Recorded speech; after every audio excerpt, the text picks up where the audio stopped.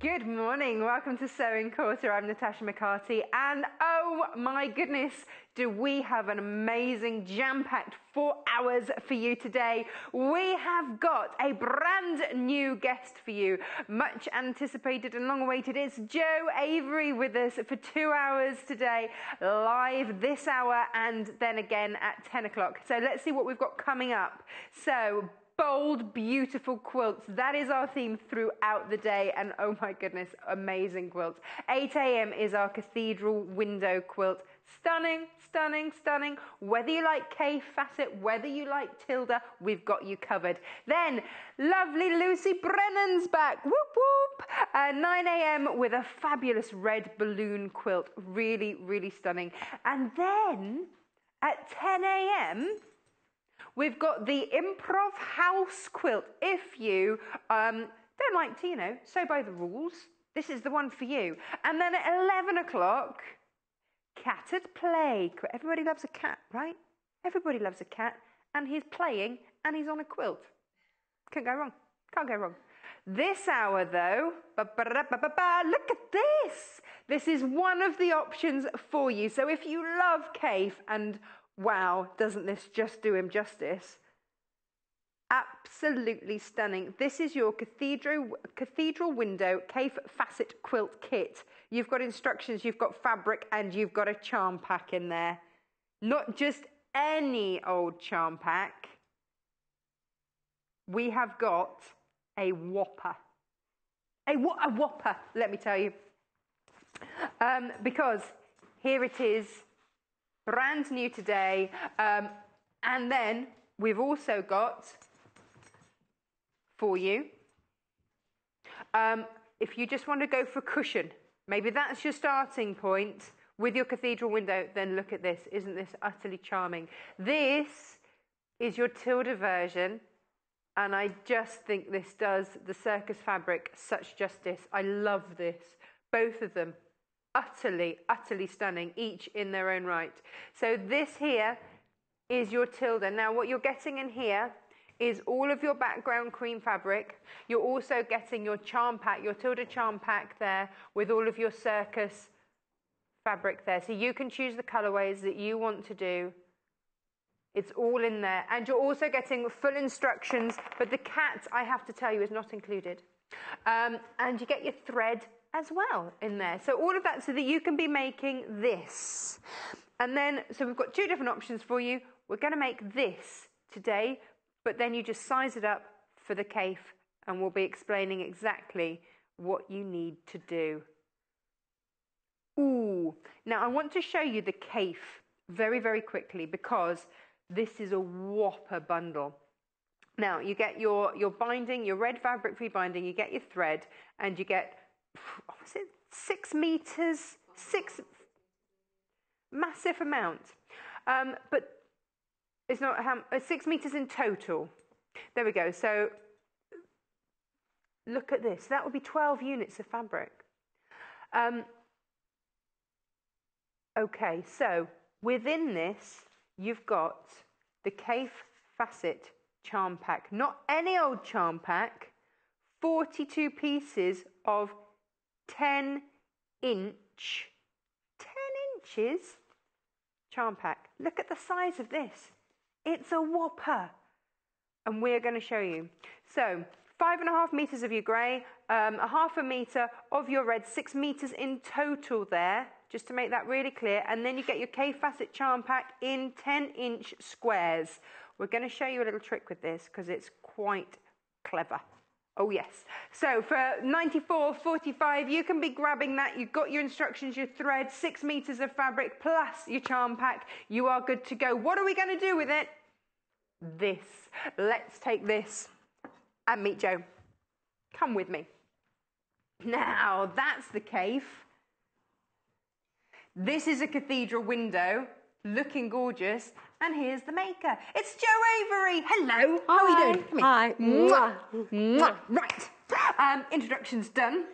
Jo, how would people know you? Well, I design a lot of quilts for Love Patchwork and Quilting and Today's Quilter. and that's probably mainly how they'd know me. In fact, you were one of the starting designers. I mean, we're about to celebrate our 50th magazine edition. In Love Patchwork and Quilting, yes. And this Cathedral Window was in issue 6, so yeah, a while ago now. Excellent. You see, timeless classics. They just, it is a traditional design. I didn't come up with the whole idea. It's a way of showing you how to do this traditional design. Yeah. This is the cave version here. Utterly stunning. I know, it works so well, doesn't it? That bright and you fabric. are getting so much fabric with this. Yes. A lot left over in terms of actually the cave. That's what we've been super generous with here. Very generous, yeah. Which means that, can we just show this cushion down here? Because this is, with what you have left over, you would be able to do in reverse a cushion where you would use plain colours. Yep, that's right, the solids here, and then all the different prints as the background, and then you get, it looks great. We'll show you how to do that later. Yeah, we'll show you how to do that. Let's show you now. So that's your cave, this is your tilde. These are the two different options. If you want the quilt, then these are your details on the screen here. 94.45, and that makes this utterly stunning. The technique is the same. Yes, absolutely. All you're doing is you're changing the size of your starting square and obviously the size of your fabric to start with, but that's, it's just different sizes. Now, this here is the cushion. This is what we're going to be making today. Yeah, we're going to start with that. Looking absolutely gorgeous. Now, where do we start then with this? Start with some ironing and some folding. So I have got this 9-inch square, lots of holes in the middle because I've used it a lot already. And that's just paper card? Yeah, it's you need to make this at home. It's slightly heavier than paper, so I've used a cartridge paper. So a thin card or a cartridge paper is absolutely fine. Probably a bit thinner than that. Okay. So thinner than that, somewhere between paper and card. And is this all in the instructions? All in the instructions, yes. Which you're getting with it? That you're going to need this 9-inch square, which quite easy to make using your rotary cutting mat and a craft knife. Don't use your rotary cutter for that because it'll blunt it. And then we have our 10-inch square of cream fabric. So when you get this home, how many squares of the cream fabric do we need to cut? For the cushion, you're going to need 16. And they do not need to be cut very accurately. They just need to be about half an inch bigger than this paper one. This is music to my ears. I It know. doesn't have to be accurately cut. So we're going to put one pin in the centre, and these are quite bendy pins. There we go. And then we're going to get our very hot iron, and at home I'd be using a steam iron for this, but we're not going to use steam iron today because it will make everybody steamy. We don't want to set off all the fire no, alarms exactly. in the We really studio. don't want that No to one happen. loves that. No one loves having to stand on the street and wait for... I don't know. Wait for the fire. No, because we have to show everyone. In the morning. I really want everyone to know how to make a cathedral window, so we don't want to waste time being outside. So you can use steam with your iron. We're not because of our There sensitive... is, however, I can hear a little steam coming out, so... There we go. There we go. So why is it so important to get these corners? Well, all we're doing with this first bit is we're making sure that we've got this exact shape of the exact size and shape of this 9-inch square in the fabric, and we've got rid of our raw edges by doing that. Just get rid of that. So now we're going to fold this over. There's more ironing and folding yet. We're going to do a little bit of origami here. So we're folding this over exactly. Yeah. So if you love origami, and actually if you and who doesn't?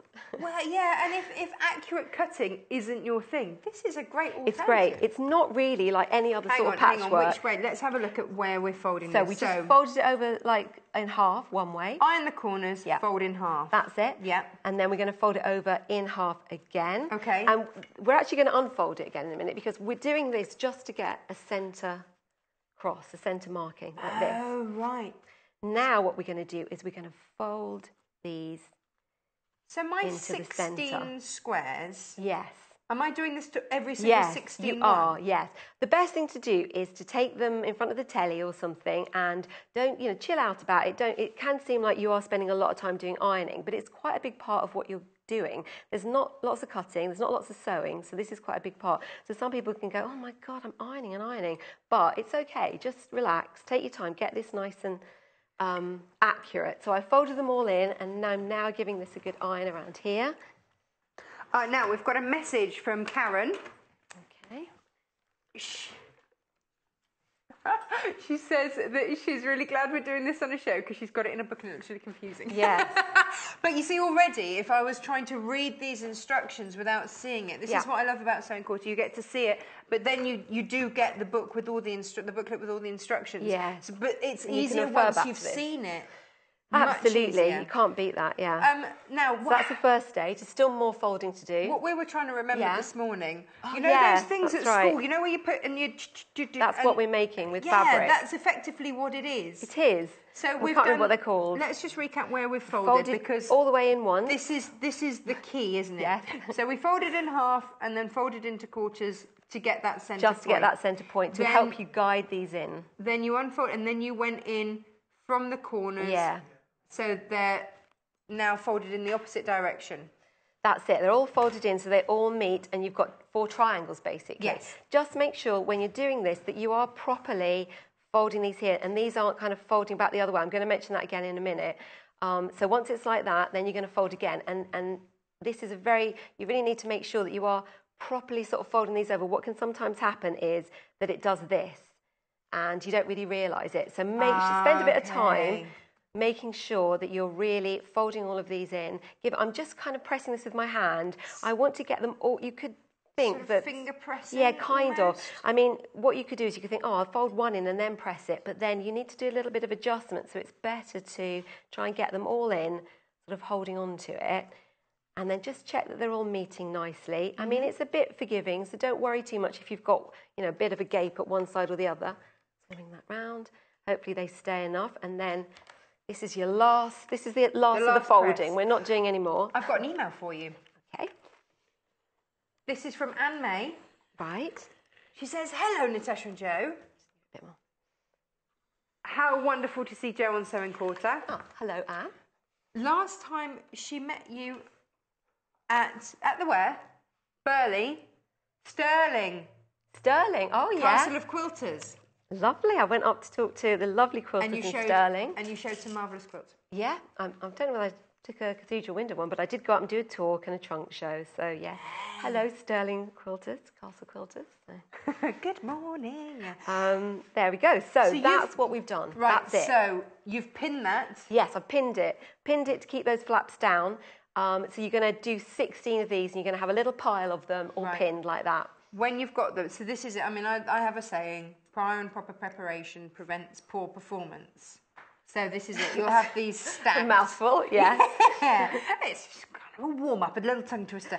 Have those stacked, all 16 of those, done, stacked, ready. So this is exactly the same technique, but bigger for your case. Yes, and we hopefully get a chance to do a bigger one as well later with a bigger square.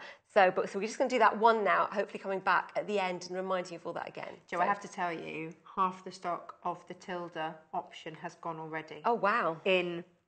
Well, just over 10 minutes. It's a beautiful cushion. It's stunning, isn't it? Absolutely stunning. Here it is in all its glory, £33.45. You're getting a lot of fabric. I think we've seen, just from the amount of folding that has to happen, why you need so much fabric in here. And of course, this, for me, I think matching that tilde with the cream just makes those designs really pop. Yeah. Is that your garden? Very neatly done there, your garden. Is that your garden? Yes. That is. I have a big garden. Did you mow that? Or do you have someone to mow? My husband does it he's got a tractor. We've got 7 acres. We live on like a small holding. So he needs a little tractory thing to... Any excuse for a small tractor. The tractor's got a name. It's called Cubby. That's one of his friends. One of his friends. Cubby the tractor, good morning to you. He's watching this. Excellent. Right, so we've got 16 of these. Yeah, we've got 16 of these. I'm just going to look at these 2 at the moment. I've taken out 2 pins of 2 flaps that are now adjacent. So basically you fold them up like this. You're getting this nicely lined, but just keep them together so that they're sort of flat and then they won't move too much. Gently fold them up and we just need 1 pin. Pop a pin through in that direction. Okay. And what we're going to do is we're going to take this over to the sewing machine and we've got a nice line, a nice crease here to follow. We're going to sew along that line. Brilliant. This is I worked as a waitress when I was sort of 15, 16 doing weddings, and there was always napkins to fold, especially for weddings. So you'll be good at this. It's kind of like that, isn't it? But then, obviously, we didn't sew them together. Hang on. So once you get going this, let me just show the instructions, by the way, that come with this. Okay. Is that your cat as well? No, that was from the original Love Patchwork and Quilting shoot that they did. It was a cover quilt. It's very happy. Cover cat. It was a cover cat as well. I don't know if the cat was... Yeah, I think it was on the cover, yeah. So, cover girl. Cover girl Jo is with us today. Your instructions are all in there, but just make a note of this show so that you can watch it back. All of our shows go onto YouTube so that you can watch them back anytime to suit you. So when you get this, you know, because, I mean, we had a competition winner in the week, lovely Dolly, and she says that she stockpiles, so she's always got something to do. Yes. So she won't necessarily get it next week and start it next week. No. So it's just nice to make a note of the date of the show so you can then watch it back when you do get the time to actually sit down and make it. Yeah, absolutely. So I've sewn along here, I've reversed at either end, try to avoid going over the end, so it's not the end of the world, but I just want to point out, yeah, you got another? I've got a message from producer Hannah, it's actually saying, over here. Right.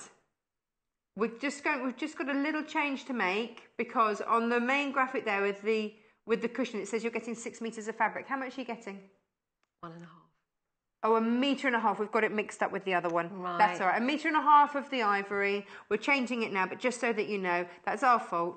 It's early, isn't it? It is very early, yes. Much coffee has been had this morning, but clearly not enough for the graphics. So yes, it's 1.5 meters of your ivory, but you are still getting the 42 charm back. That's all in there. Yes, excellent. It's enough to make that cushion Just and the backing as well. Yes, so. the 6 meters comes with the cape. Yeah, I just wanted to point out that it's really good, and it's something you wouldn't normally bother that much with a quilt, but if you get completely chopped down all these ends now, because you're not going to be able to get to them after, it's going to be kind of folded in, so that's a good thing to do. Did you do a forward and, Yes. I didn't see a forward and I back reversed at either stitch. end. Yes, I did, that's important. The other thing that's important is these flaps, what can happen is as you're sewing, this little ridge here, it can fold back these flaps and you don't realise it's happened when you're sewing it. So you just got to make sure as you're sewing this along here that these are not getting folded underneath. So when you get this out, you just need to have one line of stitching which has been secured at each edge. Yeah. And you see nothing has been caught. So that's what Jo was saying. These could haven't just been fold folded back. over. Yeah. Don't, because it's easy to do, isn't it, to ruck it. Yeah. But don't. Just make sure that everything is where you left it. Every fold is where it needs to be. Yeah, that's What it. happens next? What happens next? So we're going to take that pin out and we're going to fold it out, and that's our first little diamond. And this is going to be the window that we fill to make our cathedral windows.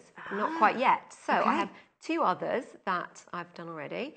So I'm going to do this last one here. I'm going to do this again, sew this onto here to give ourselves a So we've strip got a line. of 4. Yep. So we put 4 of them together to start with. So, and I'll just point that bit out again about the flap. So a little bit of reverse, not all the way to the end.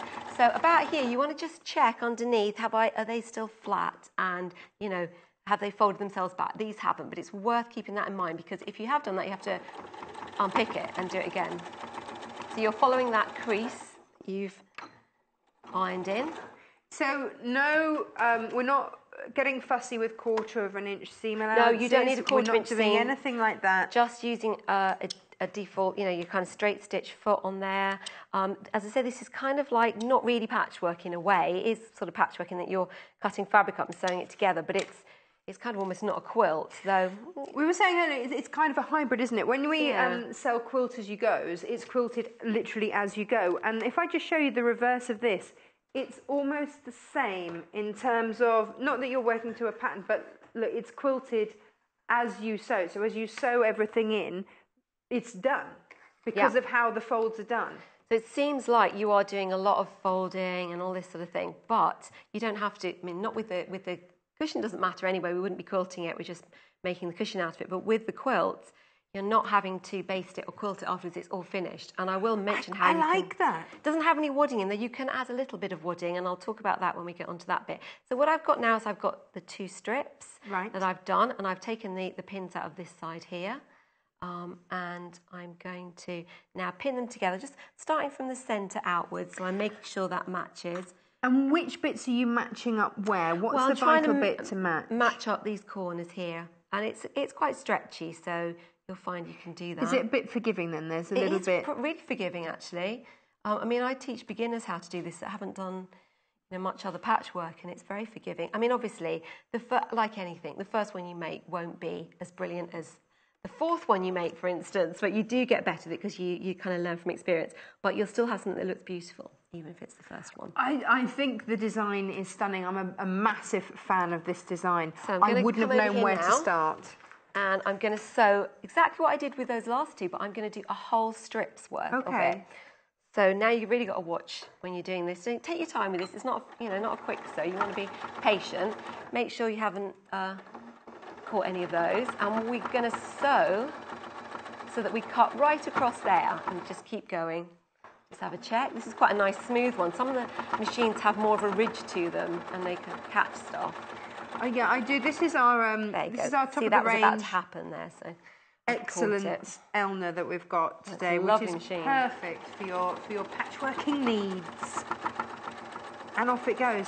So this is step by step building up, actually, really nicely. Yeah.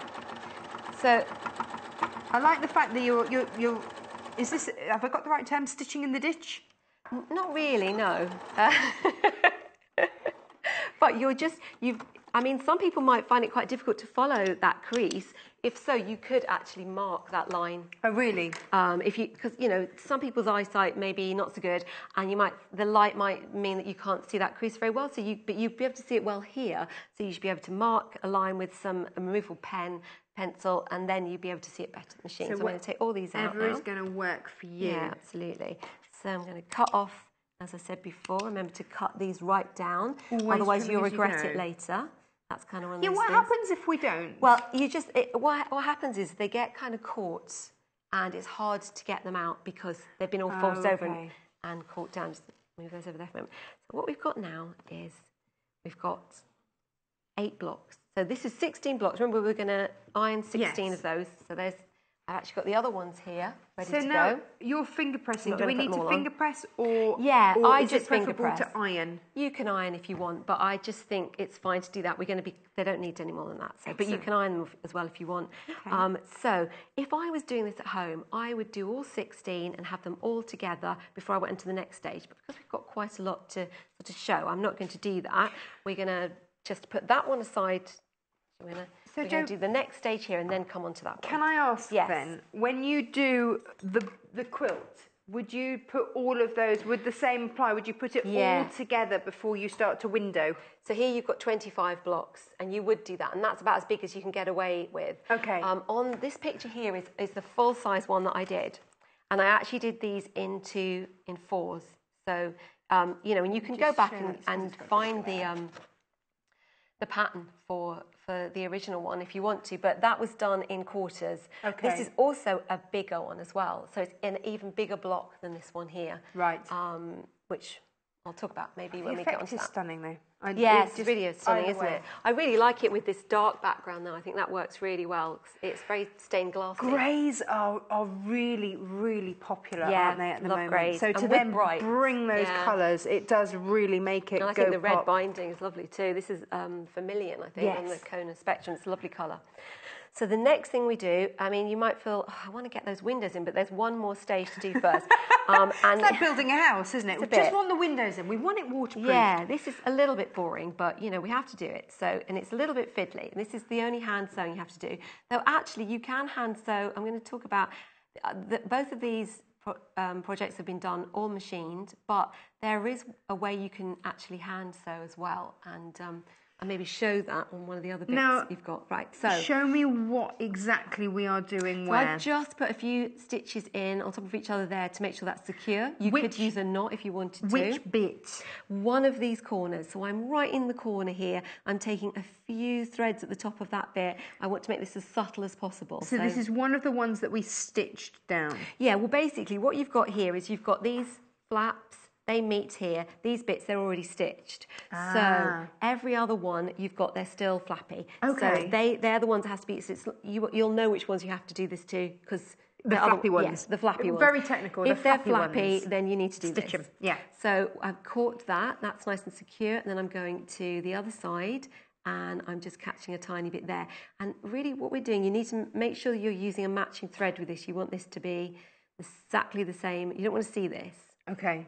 So you wouldn't embellish it with a button or anything like that? I was just about to say that, actually. Occasionally on my classes, some people are not, maybe, not done a lot of hand sewing, so this bit may come out a little bit scruffy, and then they can put a lovely button over it afterwards. So don't worry if while you're doing, you're saying, oh, this isn't very neat, because you can always do that afterwards. But also, once it's all done, you'll never notice that you weren't very neat then, because you'll just see all these windows. So I'm catching a little bit. I'm going to do another one as well. I'm catching a little bit of each of them. So, but you're not stitching through to the back? I'm not, but that's a good point. If you want to do the hand sewing version, which I'll explain when we get onto the windows bit, then it's a good idea to go all the way through just for a couple of the stitches to catch the flaps underneath. And it sounds quite complicated, but because we're going to machine sew it, we're going to go all the way through. Right. Whereas if you hand sew it, you probably don't go through all those layers. Right. So that's why. I can't imagine hand stitching this. That's going to be a labour of love, isn't it? No, it's a lovely thing to do. It doesn't take too long at all. It's nice. Really? Yeah, I'll show you some that I've. That colourful one that you were showing me, the kind of opposite one that you were showing everybody, that's been hand stitched. So you can have a little look at that later. Right. So I think that's probably enough. I'm going to go. I'm going to leave you to do another one of those where you just finish that off. I'm going to do another one of those. So basically, all you're doing is drawing these corners up and trying to make as discreet a stitch as possible. Take it off, and I'm going to do another one while you go and do your bit. We've got some really lovely messages for you as well, so we'll see if we get time to read those. Thank you very much for your messages. We do appreciate you sending them in. Even if we don't read them out on air now, we will show Jo them afterwards. But whilst you do another one of those, come with me. Let me show you. Now, I have to tell you, the Tilda has in fact already sold out. So well done. Let me just reiterate, the graphics, I'm afraid, we have an error in them, so let me just reiterate. If you've bought the Tilda, you are getting 1.5 meters of the ivory, not the 6 meters that it said on the graphics, but you get the full charm pack, and you also get your thread. That is what is coming to you with the instructions, but that has now sold out. Congratulations to those of you that got hold of that. Let me pop that down there. It's sold out, it's gone. Brilliant, well done. I knew it was going to be a popular one. Now, this is just so beautiful. This is the quilt that we've had sitting behind us, and this is your Cafe Facet Charm Pack, 42 10-inch squares in here, 42. Look at it. You're getting such a blast of colour through these.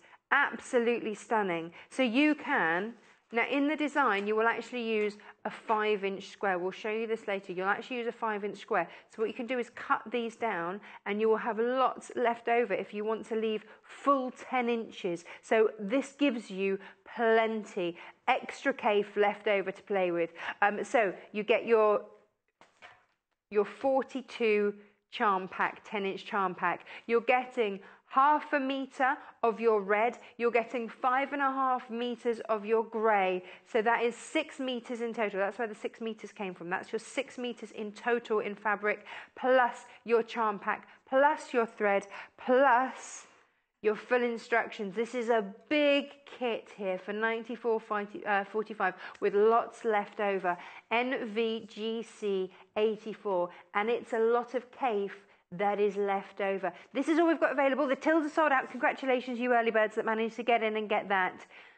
So it's exactly the same technique that we're showing you with the Tilda, just in a larger size.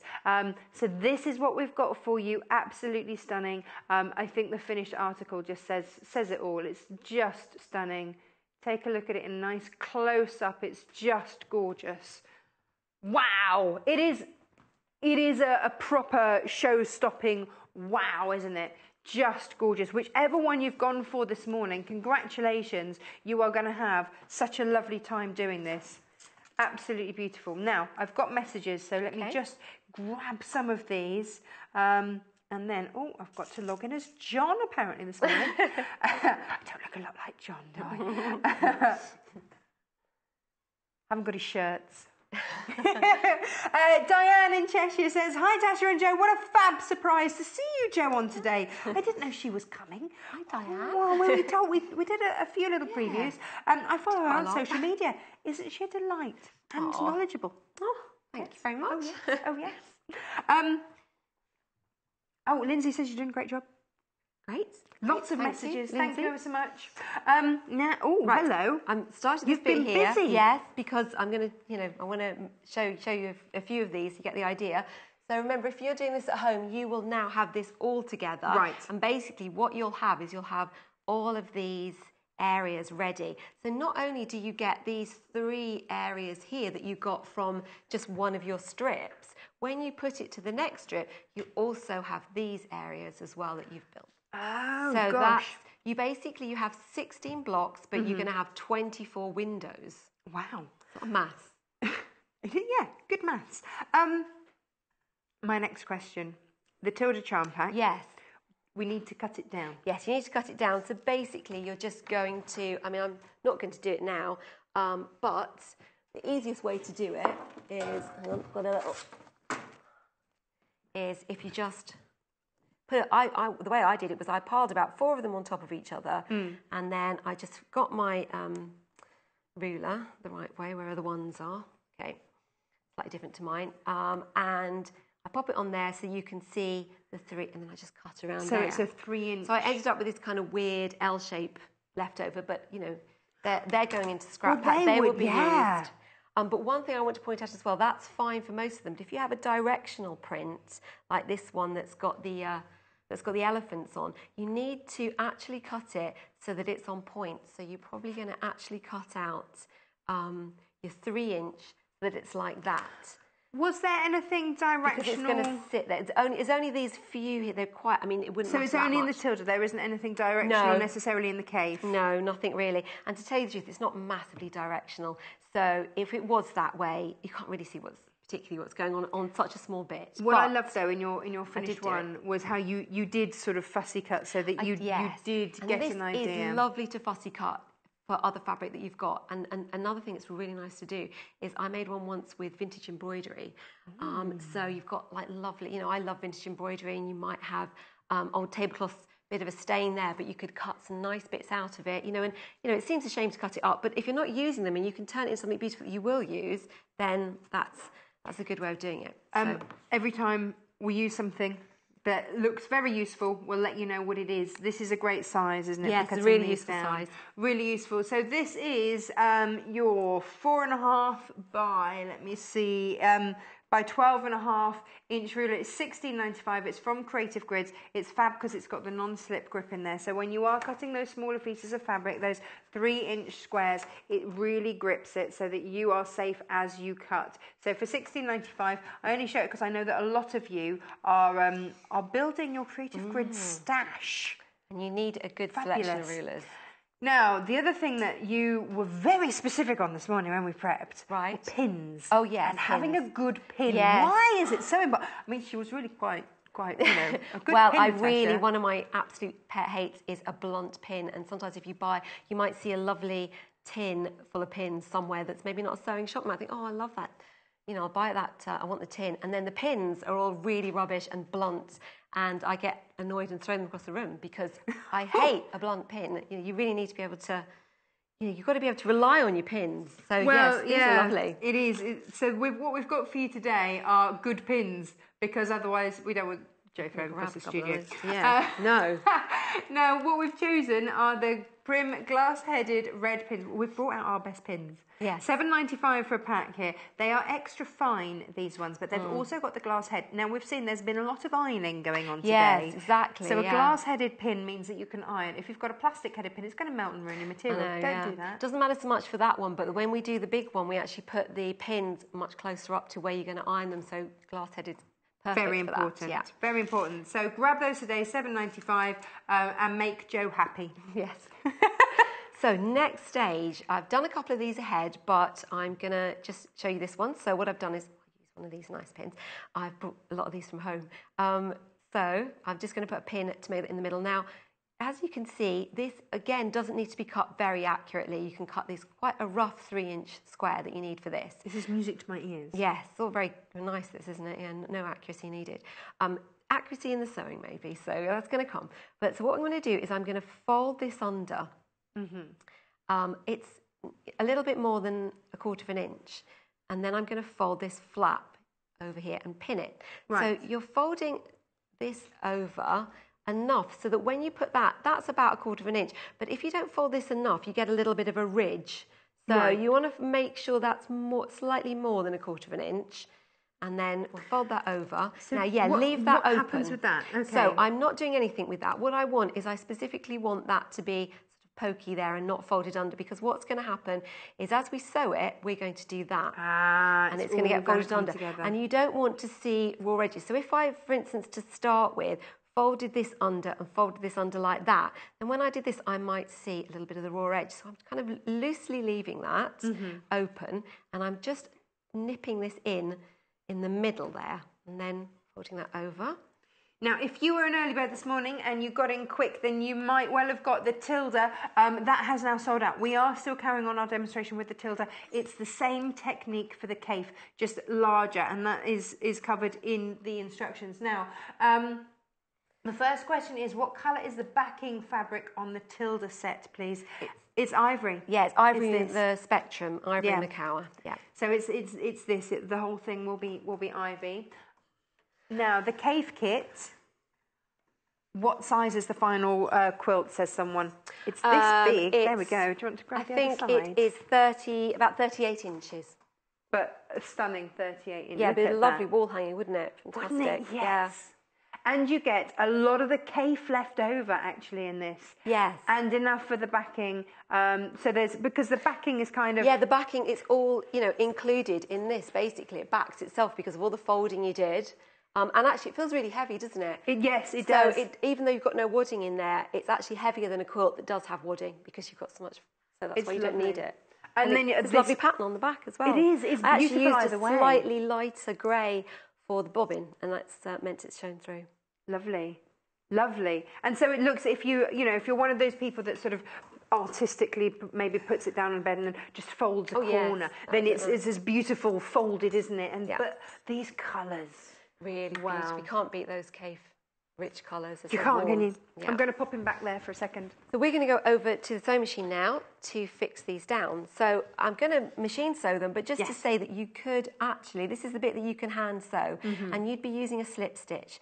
So very similar to applique or your binding stitch, and you can just, basically you're appliquing that down really. You're sewing that down with an invisible slip stitch.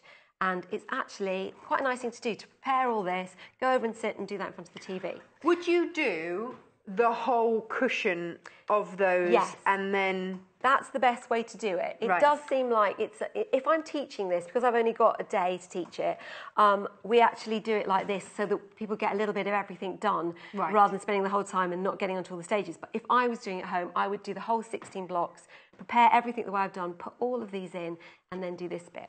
So we're gonna, I'm going to start over here with this one. And the other thing I'm going to say is start in the middle, not at one of the ends. When you get used to it, you might want to start at the edges. I think I did that on that one, so I could run between the two.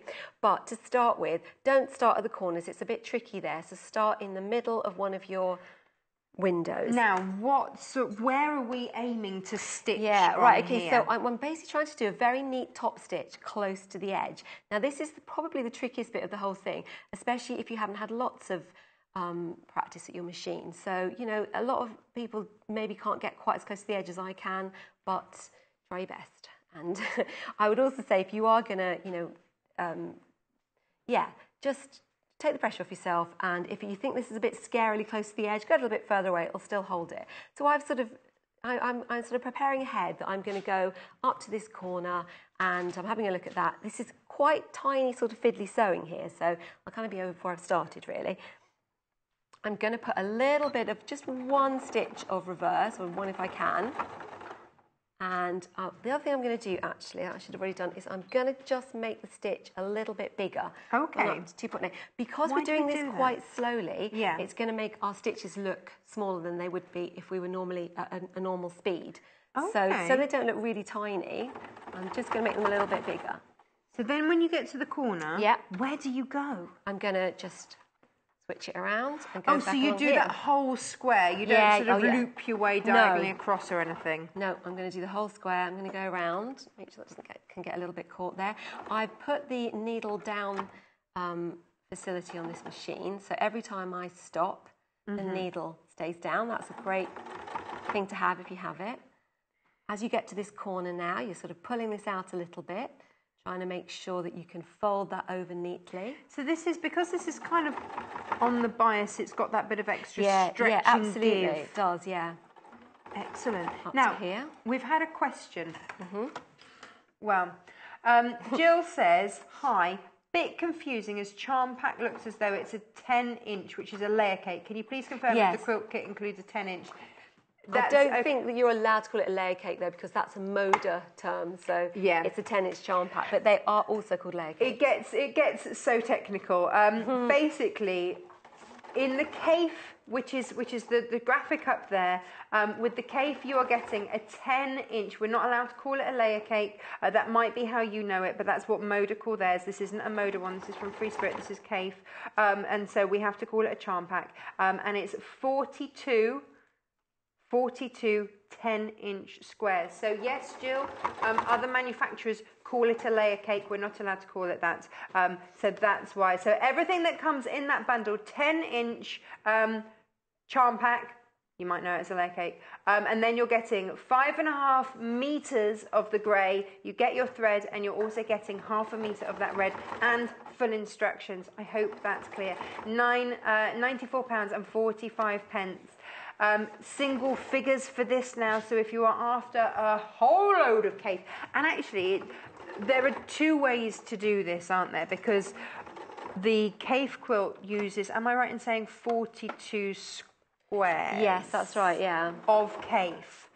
So you can either cut in and take a quarter of each of those, or you can cut it into quarters and use those designs and then have lots left over. Yeah, you might also decide that you really want to use all the pink ones. You know, not mix it up the way I have, because it's pinks, oranges, yellows in here, and there's enough that you could do it all with pinks or all with oranges, and then have others left for something else. So actually, there's enough CAFE to do 4. There's actually enough CAFE to do that, and also to do the front of a cushion like this. So, but swapping it around the way we talked about, the way. If you wanted, so yeah, there are lots of options, because you get lots of fabric left over. You get enough that you could make 4 with using the CAFE, 4 fronts of this. You would just have to get the extra backing fabric. You just have to get the extra grey. Now that's charcoal. There's enough of the charcoal. If you were going to do it the way that we talked about, swapping it over, there's enough charcoal for the centres.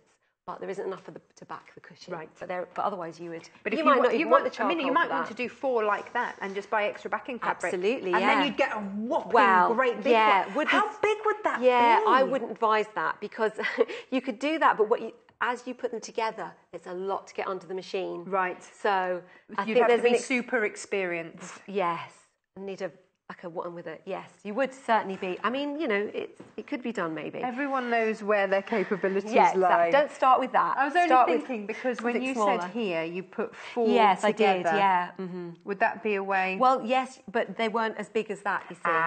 So that's make a bit 4 big. of those and have 4 separate quilts. That'd be lovely, wouldn't it? Yeah. Marcia says, good morning, ladies. What is the difference between cathedral windows and orange peel? Ooh, good question.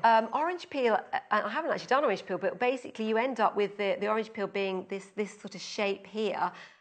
It doesn't have all the folding and everything. The cathedral windows specifically got all this folding and all these layers. So great question. There's lots of I can't absolutely answer, but there are lots of cheaper ways to do cathedral window. You'll find lots of people there's all sorts of ways to do it so that you get this effect, but with all the folding and everything. However, I mean, I think this is a really nice way to do it, and I've tried some of the cheaper ways, and you just don't get this lovely effect. You don't get this lovely weight. The weight, that is the thing. Yeah. When we look at the CAFE, the thing that is very, very evident is the weight. It still drapes beautifully if you want it to drape, but the weight is there. So if you are using this as a quilt, stunning as a wall hanging, don't get me wrong, stunning as a wall hanging. But if you are using this as a quilt, then it is lovely and heavy and super warm. Yes, absolutely. Yeah. Right. Okay, so... Okay, we've stitched that bit. Round the square. What you would do is you would just carry on now, stitching around all of these, take your pins out as you go. so that you fill all of these up and stitch around all of them, just like you see on this one here. So one square at a time. One square at a time, yeah. Round you go. All the way you go around, and you just reverse over where you finish up, so that you've locked those stitches. You go over where you start. So excellent. The last thing to do on this is you have to finish these edges off here. Now, actually, you could probably get away with. I have seen Cathedral Window done where they don't do this and they just leave this like that. It's all finished. There's no raw edges, but it is nice to finish this off. So these are now just your finishing. Yes. Finishing once you've done the whole thing, you're going to do this, and you do need to do this on the cape as well. Really, I think it looks nice. So I'm just going to quickly show you a little bit of that. Basically, what you're doing is you're sort of turning these windows over. Turning these edges over onto empty windows. That's why I like to think about it. And you can go the whole way round. So we'll just do a few of them. And it is nice to pin. And if you're worried at all, pin it first. But you can actually get away with doing it without any pins at all. And you just fold it as you go. I think for me, pinning is one of those. It's a safety net. If you are in any way worried, pin. Absolutely. But I'm not going to pin. So you go kind of in a curve. And we can go straight across here. This is going to be covered up when we make it into cushion, which I'm going to show you next. So just follow that shape around. Probably get away with leaving that pin there. At that point, you just fold that over. Oops, down. My machine, it goes down automatically. There we go. It's like driving another car, isn't it? No, it's a bit. So you get the idea of what you do, that you're just going to go around, and actually it doesn't take too long to do. It's Keep so going pretty, round. isn't it? It's kind of a cathedral window crossed with a beautiful flower at the end of it. So the last thing with this I'm going to show you is how to make it into cushion. So the way I've done it is I've just prepared. Let me just show you the finished. So this is the finished one. So we've stitched all the way around there. And then on these, round, and just carried on round. And then again, round there. So you can see where that's stitched. Round, round, and then round. So you can just see that finished effect. Really pretty. Now, that is a finished edge. Yeah. And because we were saying with the cave quilt, you've bound it, but you don't have to bind it. Yeah, I think it's nice to frame it, but yeah, you could totally get over without binding it. There's no raw edges. So when you get on to doing the cushion now, you don't want to take a 1/2 inch seam. You cut across all of those, and actually there's no need because this is not a raw edge, so you can take a very, very small amount. Okay. So once this was done, this ready here, I'm basically just made a very simple envelope backing. These are 12 inches, 2 pieces. They overlap, as you can see, because they need their raw edge. They need a seam allowance because they'll fray. So I'm going to do that. Then I will stitch around. I'll pin that and I'll stitch. I'm not going to finish the whole thing. It's not even all together, is it? So, and then I will sew around it from this side. But I'm basically just taking about 1/8 of an inch. So seam. like a top stitch. Kind of, yeah. So and if you want to, you can finish the edges of this with a zigzag or something, but actually it's going to be inside the cushion. It's not going to need it. So you're really just taking 1/8 of an inch all the way around, and that's your cushion finished. Fabulous. Brilliant. So hopefully we've got a bit of time just to do the cave. Yeah, we've got about 8 minutes. Okay, so very quickly, I'm just going to show you how big this is to start off with. And we've got the iron. Could we just have a little look at the iron? Now, the measurements for the cave are in your cave bundle. I will swap with you. There we go. So you will cut your card. How big is this? 15 inches. 15 inches. Yep, and a 16-inch square. So this one actually was even bigger. It was an 18-inch square and a 19-inch piece. So it won't fit on an ironing board. I mean, this one will just about fit on my ironing board, but otherwise what you need to do is you need to get some towels and sheets and things at home, and you need to make yourself a sort of ironing table like this, because it's not really going to fit on an ironing board. Where's the iron? Here it is. How does this work? So if you wanted to do a different size, so if you've got, this was, sorry, how was 16? Yeah, this is 15 inches. And that means that you're going to end up with a 7.5-inch block, and the block is this. This is what's quite complicated with. That's the block. Right. So that would be 7.5 inches, and then inside that's 5 inches. Right. So there is a kind of maths there. I'm not going to explain the whole thing. I'll probably get very confused. So with that one, we started off with a 9-inch. Our block's 4.5 inch. So it's half the size that you start off with. Yeah, and the window's 3 inches. So that's like 2/3. That's what it is. So your window side is 2/3 of your block. And you start off with something twice as big. So Claire in Lincolnshire says, have you put wadding in the quilt and backed it, or is it as it is made? Thanks. No, we haven't. I say we. I'm just showing it. It's the royal we. Let me show you again. This is as it's finished.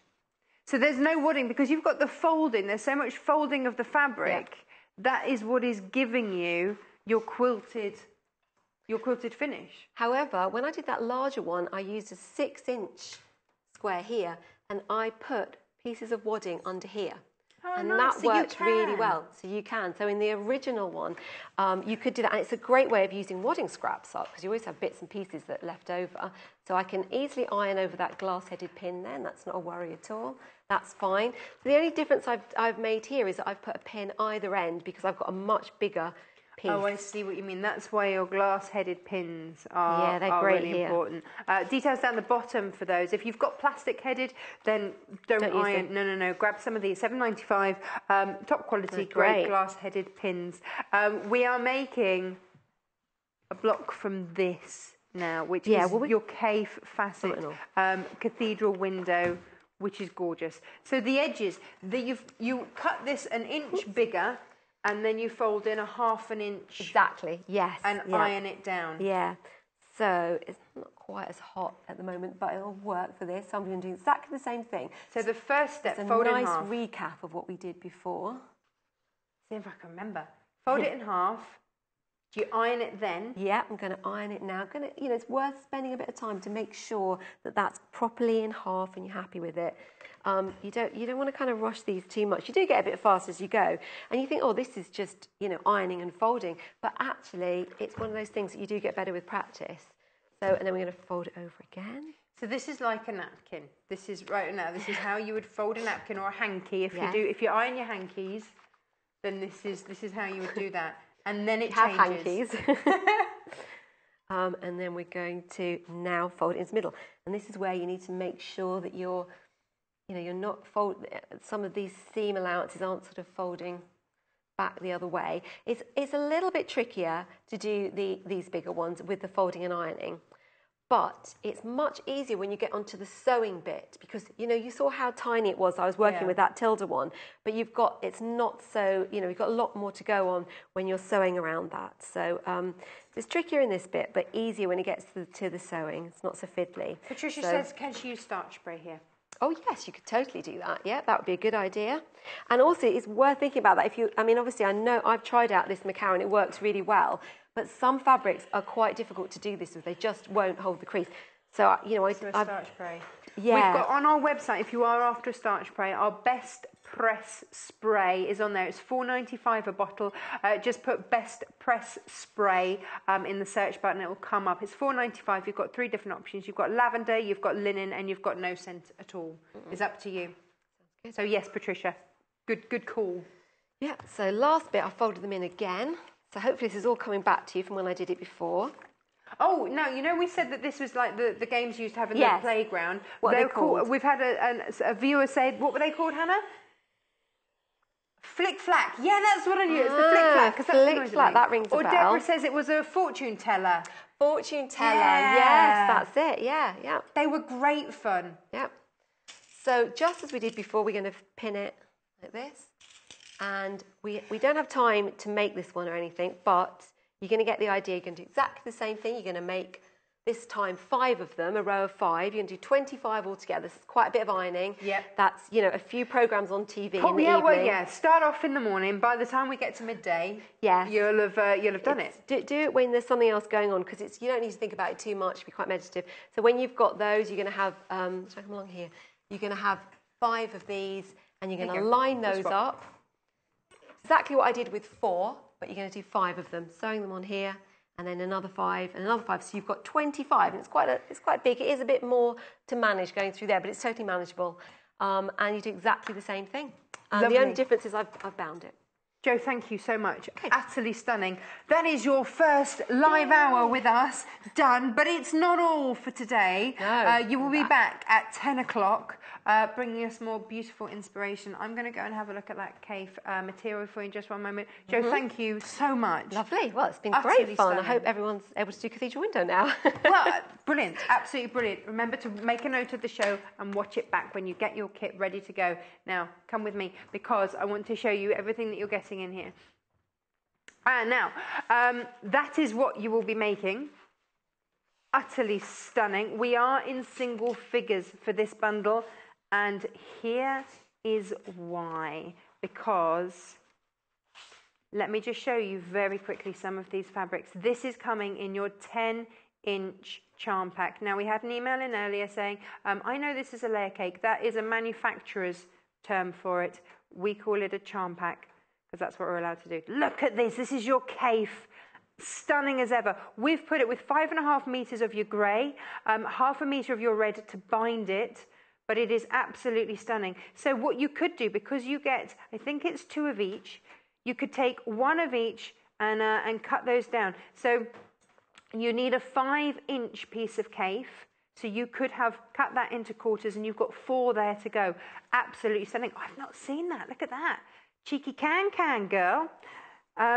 As ever with cave, just such an eclectic, stunning mix within here. Let me just give you a little idea here. We are frantically running out of time. Here is what you're getting in the kit. Oh, there you go. Here is what you're going to be able to make. Let me show you everything. There we go. That's the kit. That's what you're getting for 94.45 NVGC 84. There it is. Absolutely stunning. The way in which we've made the Tilda one today, you make it exactly the same. Thank you so much for Jo. We're going to be back up with Lucy Brennan next. Follow us on Pinterest. Search for our Sewing Quarter page and follow us to discover sewing work we create and love. This month, Love Patchwork and Quilting magazine are celebrating their 50th issue, and we're marking the occasion with a quilting extravaganza. Join us on Wednesday the 19th of July for a morning of shows dedicated to all things quilting. The Love Patchwork and Quilting team will be taking over the studio to showcase some exciting projects, must-have tools, fabulous fabrics and top tips. With special guests such as Lucy Brennan and an incredible half-price Love Patchwork and Quilting subscription offer, this quilting special is a real must-watch. So whether you're looking to expand your mind or just your fabric stash, tune in on Wednesday the 19th of July from 8 a.m. to 12 noon, only on Sewing Quarter Freeview Channel 78.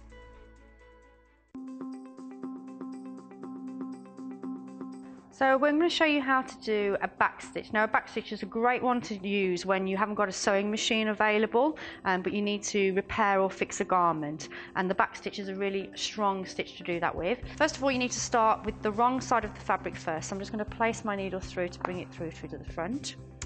And then you're going to go backwards. So I'm going to do quite big stitches here so you can see what I'm doing. So that's the first stitch. Now this time you're going to come and bring your needle through, but the same distance as your stitch. And then you're going to go into the first hole that you came out and then go back through to the back. And then I'm going to come all the way over again, the same distance, and then through again, and just keep repeating that process.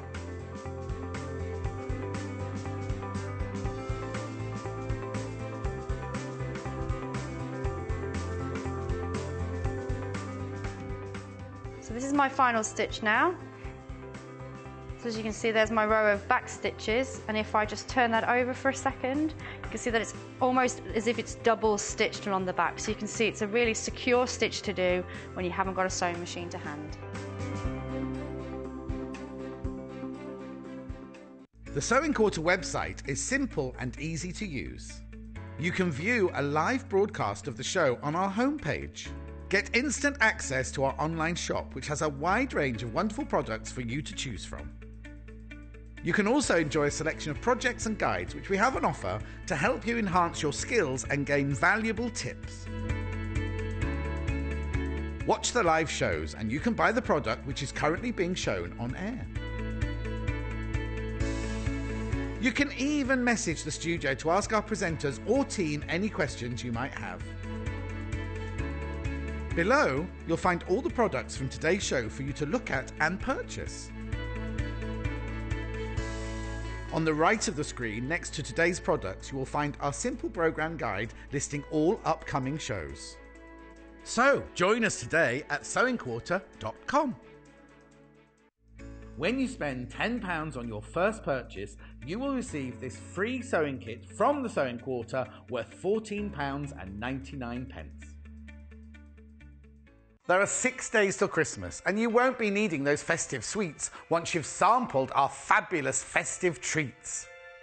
Join us for Christmas in July, July the 21st to the 25th.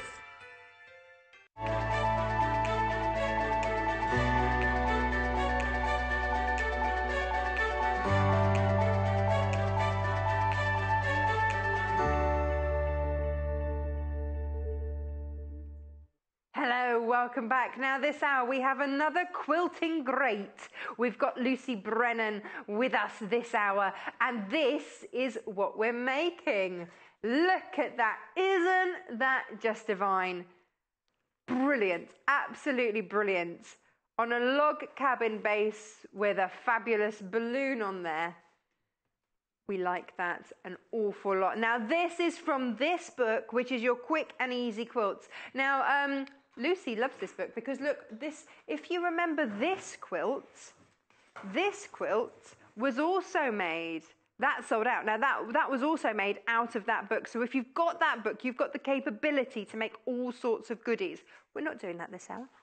That was from another app, but I just wanted to show you so that you remember all the goodies that were in that particular book. So this book here, $16.95, Quick and Easy.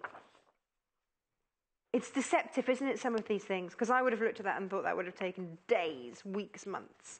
But here you go. You get all your different inspiration, your techniques, all covered in there. And then you start to get your quilts. Look at that. Really lovely. Now, that's what, flying geese? There's got to be a flying goose in there somewhere. Oh, it's called Migrating Birds. There you go. That's the one we're doing today. That's the inspiration today. And look at it, absolutely brilliant. So it's breaking it down step by step, showing you exactly how to put these blocks together. You're not left in the dark at all, very easy to follow. But look at the other ones that you could do in here. Lots of fabulous different designs that you can really play with in whatever colours you choose to do them in. I mean, look at that, just brilliant. That was the one that Lucy did for us as well. So we'll look at that in more detail. It's $16.95. Our directors and producers laugh at me when I say, you know, this is a coffee table book with such beautiful photography and stunning ideas in there. $16.95 gets you your quick and easy quilts. But the effect is stunning. Absolutely brilliant. So achievable and stunning. That's what we like. Now, in order for you to make the quilt that we've seen today, this is the bundle that we've put together for you. So the hard work is done for you, all in 1/2 meters. So this will do the front panel. Then you back it and wad it with whatever you wish to do. But this will do your front panel. So we've got for you 1, 2, 3, 4, 5, 6, 7, 8, 9. Yeah, it is 9. I'm just checking for myself. 4.5 meters of fabric there for $48.45. So you've got your spot on red. I love you've got your monotones and then that blast of red in here. Your spot on red. Then you've got your text, your Macawa text. And then you've got here, this one is your glacier grey. Then we've got from Studio E, this is your red arrows. Lovely. Perfect for your balloons. And then you've got your text on black from Macawa, so that's the opposite to the other text that we have. Then we get a linear, and this is your, I'm going to say vanilla linear. And then again, back to a Studio A, which is your diamond hearts in pink. And then you've got your Macawa in spot on in silver there. And then you've got your heron grey linear fabric there for 48.45. So 4.5 meters of beautiful fabric. The results are going to be stunning. And you get, of course, if you get the book, you're getting the instructions. So this is the fabric that will enable you to make the quilt out of the book. So 48.45, and this is what we're making today. And the lady behind the quilts, oh yes, is our very own Lucy Brennan. Hello. Hello. How incredibly lovely to have you on the show. Thank you very much. For ages. I know, absolutely ages. I don't know what's happened. I've missed you. I missed you too. It's lovely so good to see see you. Oh my goodness, yes. Now, you made it just, quick and easy. Quick and easy. Yeah, Really? I mean, relatively speaking. Take another step back so we can see that Yeah. balloon. There it is. When you said the We'll show lady you. behind the quilt, I wanted to just dive behind and pop up. We'll keep showing you the still so that you can see it. But this is what a lovely, quirky design. It is, it's fantastic. It's beautiful. It's based on, she got the inspiration from the French film, I'm going to ruin the name, Le Ballon Rouge, the red balloon. Le Ballon Rouge. Yeah, the French film, and where it's just the balloon is red in the film, and it is really evocative of that. It's Look beautiful. at that. Isn't that just fab? Now, floor manager Jay has a phobia of balloons, but he's all right with this one. Yes, I know. I didn't know Sorry, that was a Jay. thing. Didn't know that was a thing. What did you call it? Globophobia. I knew But it he's was all a right with thing, this. but I didn't know he had it. It was that and thing. now we know. That's all right. So $16.95 gets you the book, which gives you this. Fab. And this is what it looks like in its entirety. Brilliant. Absolutely brilliant. We're loving this an awful lot. Yes. If you want the fabric to enable you to make it, $48.45, and that's your red balloon quilt fabric. 4.5 meters. How much do I get left over? You get quite a bit of the red, some more than others, because you're using 3 different shades of the red in the balloon. Yes. So you get a fair bit of the lighter one left over, not so much of the greys. But that's okay, because it's all going into the beautiful quilt. Where do we start? Well, we start off making the quilt top, and that's made up of, it's here now. Is it, we've moved it. Confuse Kept myself. falling off.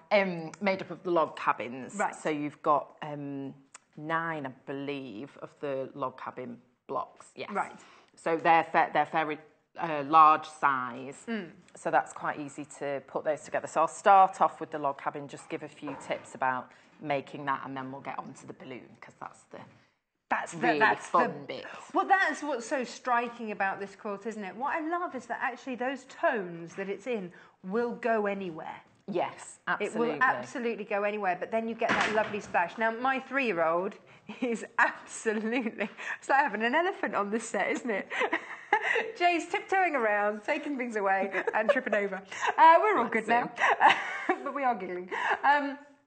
My 3-year-old would love this. Yes. Balloons are his absolute And I think favourite that's thing. quite nice, because it's not specific, it's not specific to any gender. Anybody would enjoy this. Everybody quilt, I loves a think. balloon. I don't care how Yeah. old you are. At the end of a night, if there's a party and there's balloons, there will be adults running around with a balloon. Yes. End of. Absolutely. So this is a timeless classic. And actually a timeless classic in that you've got the log cabin in there as well. Yes. Which Yes. is one of the very first... Actually, I think it was the very, very first patchwork type cushion that I made. It was out of a log cabin Yeah. because it looked easy. Yes. I could do it. Yeah. The instructions in the book for Le Ballon Rouge. Yeah, there you go. You can slaughter it instead of me.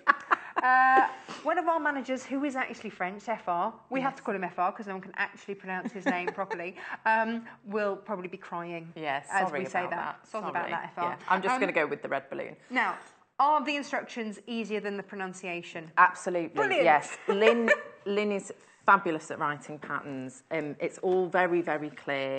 You've got all the... Lynne who? Who is this? Lynne Goldsworthy is the author of the book, and so it's all her designs and patterns all throughout the book. And I made the runner before, and this is my copy of the book. Oh, is it? Yeah, because I already had it, and so I've also made one of the cushions in there, gypsy cushion. It's called Beautiful. So we have to give this one back to you because it's yours. Yes, that is Oh, there will mine. be tears. Yeah. Why? I'm going to be making more things from the book. Lucy, why is this such a popular one for you? Why do you love this one so much? I think because the techniques she uses are very clever. The designs are all beautiful. There is quite a modern aesthetic in there. That. Yes. But just the way she uses colour and everything is beautiful, and they're really. Look at that! I know. Lucy, surely That's quick on and my easy. list. That's of not quick things and to easy, make. is it? Well, I mean, they all take time. Do you know? They're It's not not like really half an hour quick. and it's done. Yeah, Ta-da! they're not little projects. They're all. I mean, the cushion and things are a bit smaller, but she does make it easy to follow. Are the templates full size? The one I used for the balloon is. I can't guarantee that they all are. So the ones you've used, yes, so far. That was full size. A lot of them are full size, definitely, if not most. Well, they've got seam allowances on them, so I'm going to guess yes. And if I've guessed wrong, apologies. We will double check that for you. Look at that. It's beautiful. I haven't seen one I don't like. No. I love them all. Oh, producer Hannah's just screamed down my ear. Oh my goodness, I want that one. I think she likes this one, Lucy. Yeah, I think that's the thing, and that's it is the feeling I'm getting. It's lovely to have a book and to want to make everything in it. Ah, she says that's going to look great in her living room. That Could you is do that one next, please? beautiful. Okie dokie. Like, just Noted, added to she my says list. It's nearly Christmas. Oh, actually, talking Festive Stars Quilt. There you go. Nice. Ooh, That's beautiful. Isn't that gorgeous? Oh, I like that one. My mum and dad live in Cornwall, and that's just the sort of colours they've got in their sitting room That because would they're look right by the lovely. water. Ooh. That's the runner I made. Yeah. No, you see, this is it. And producer Hannah's so right here. She says, you get the book for you, but actually then everybody goes, could you just make me that? Because it's really... Exactly. I love There's that your one. circles. Yeah, it's beautiful. Get your circle cutter for that. Yes, Yeah. that's the cushion I made. Oh, the gypsy lovely. Cushion. That could be a floor cushion. Yes. Could be a is it poof? Poufet? Yes. Poof? Whatever you call them? Yes, you just make the sides a bit bigger and you could do that. It's apparently poof. Yeah. Poof. Not a poufet. We'll leave it there, will we? It's like Mrs. Bucket or Mrs. Bouquet. I know. That's I don't funny. know. I'm no interior goddess. I have no idea. As my son told me yesterday. Oh, did he? That's yeah, kind of him. Mummy, the floor's dusty. You need to hoover it before I can do my jigsaw. That's the Thanks point for where that. you give your child the hoover and go, there you are, Too darling. big for him. It's really Oh, powerful. is it? So I can only... Anyway. Okay. Where to start? Now, a traditional log cabin would be darks one side, lights the other. Yes. In we this following case, no. I've just, you can, by all means, do as you will. I never do. I just did a total mix because I think it's nice in the background. It's nice to have the balloon stand out, and if there's too much thought goes into the background, no. But if there's too much pattern in the background, I think know it what you detracts. But it's really nice having all those neutrals to play about with. It looks like Tetris in the background, doesn't it? It does a little bit, I doesn't like it. So what I did with the background was I cut, and all the sizes and everything are clearly in the pattern, but I just cut all the strips that I needed and subcut them, and then I just sort of had them in a pile, and I literally... So whichever came next. This was the most fun quilt to make. I enjoyed making it so much. I just randomly picked and just went with it. I didn't worry too much if there were two the same next to each other. There was really very little forethought on my part. But it really as works. to how it went together. But that's the look that I wanted. But sometimes irregular is the hardest look to do. Yes. But actually this easy. Yeah. Because the colours have been really well selected, and that's the key here, isn't it? You've got those muted back tones and then that blast of red. So it really works. So you can just go, right, I'm just going to do as Lucy did, pick this one, pick this one, pick this one. We've done the hard work for you there. Red balloon quilt, 48.45. I don't believe no thought went into this at all. Okay, maybe a little bit. You do yourself But down, I did. Brennan. But I did just have fun just pulling them. If I wouldn't have two in the centre, I always had the darker grey one, and then obviously I didn't use the darker grey again because that just draws your eye into the centre. But then the square that goes next to it, you know, I changed those up a little bit. And then I just went freeform with whatever pieces I had. But they're all cut. There was a bit of thought in there. There was a bit of thought. It's all cut to size, which makes it really easy. So there's not a lot of trimming to do or anything. So when she says quick and easy, that's, you know, once you've done all the cutting and everything, then you can just go for it and just sew, which is lovely. Nice. So, so we're starting off with a log cabin, and the sizes for these pieces are in the book. And you start by sewing the 2 squares together, and then you work your way round, adding pieces as you go. And the cut size is correct. Sometimes if you might lay out a block before you begin, and you think, well, that's not going to fit. How does that work? No, exactly. And I've had beginners do things like this, and then they'll go back and cut a piece that matches those, but obviously you're sewing them together. Yeah, so the seam you've got allowance to keep in mind your seam allowance. But you don't need to think about that because the cutting instructions are correct. Hurrah! At least she knows because she's done it. Yes. So I'm going to start off sewing these 2 together. The text print's a really interesting one. And part of the reason that I love the background of the quilt so much, because you get that sort of newspaper feel about it, which is really nice. And because you've got the text, you've got it white on black and black on white, but also, I don't know if you looked at the Love Heart fabric closely, there's text in that as well. So there's that echoing within the fabrics, which I love. Yeah, I love it too, absolutely. And I didn't worry too much about the direction of the text either. You can, if you want to, have them placed so the text is all going the right way. No, you see, for me, it means that any way you look at it is the right way. Yes. If you've got them in all directions. That's exactly how I qualify it for myself. So it's up to you whether, you know, how you want to play about with that and how you want to do it. But I agree. It doesn't bother me to have text either which way, or 4 ways in this quilt. Where do we start? So I'm going to sew these 2 squares together. So I'm just putting the right sides together, and then I'm going to sew that with a 1/4 inch seam. Excellent. So we're in with that quarter. Hello, bright red thread. Hello, red thread. Yes, we're doing that because we're going to do some applique in a little while. But also it helps show everything that's going on. There we go. Brilliant. Thank you very much. So this one, I'm not actually using the 1/4 inch foot just now, but this has a setting for your 1/4 inch seam. So it's moved the needle to the right And position. you know this because this is your machine. This is my machine. It's your book, it's your machine. It's just Lucy's show. Do we need to press that? So yes, we're going to press that, and we're just pressing it away from the square. Would you like me to set the Well, I've just finger pressed it, but it's up to you. You can do. I've just been asked not to, you know, press the iPad. Yeah, try not to do that. Would not be good. Wouldn't be a great start to the day, would it? I had a really weird start to the day. I had to phone the police at sort of 5:15 this morning.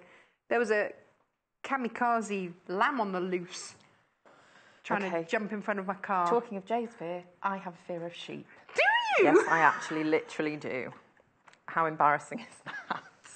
It's all coming out today. All the secrets are coming out today. Jay's scared of balloons. How can you be scared of a sheep? I was chased as a child.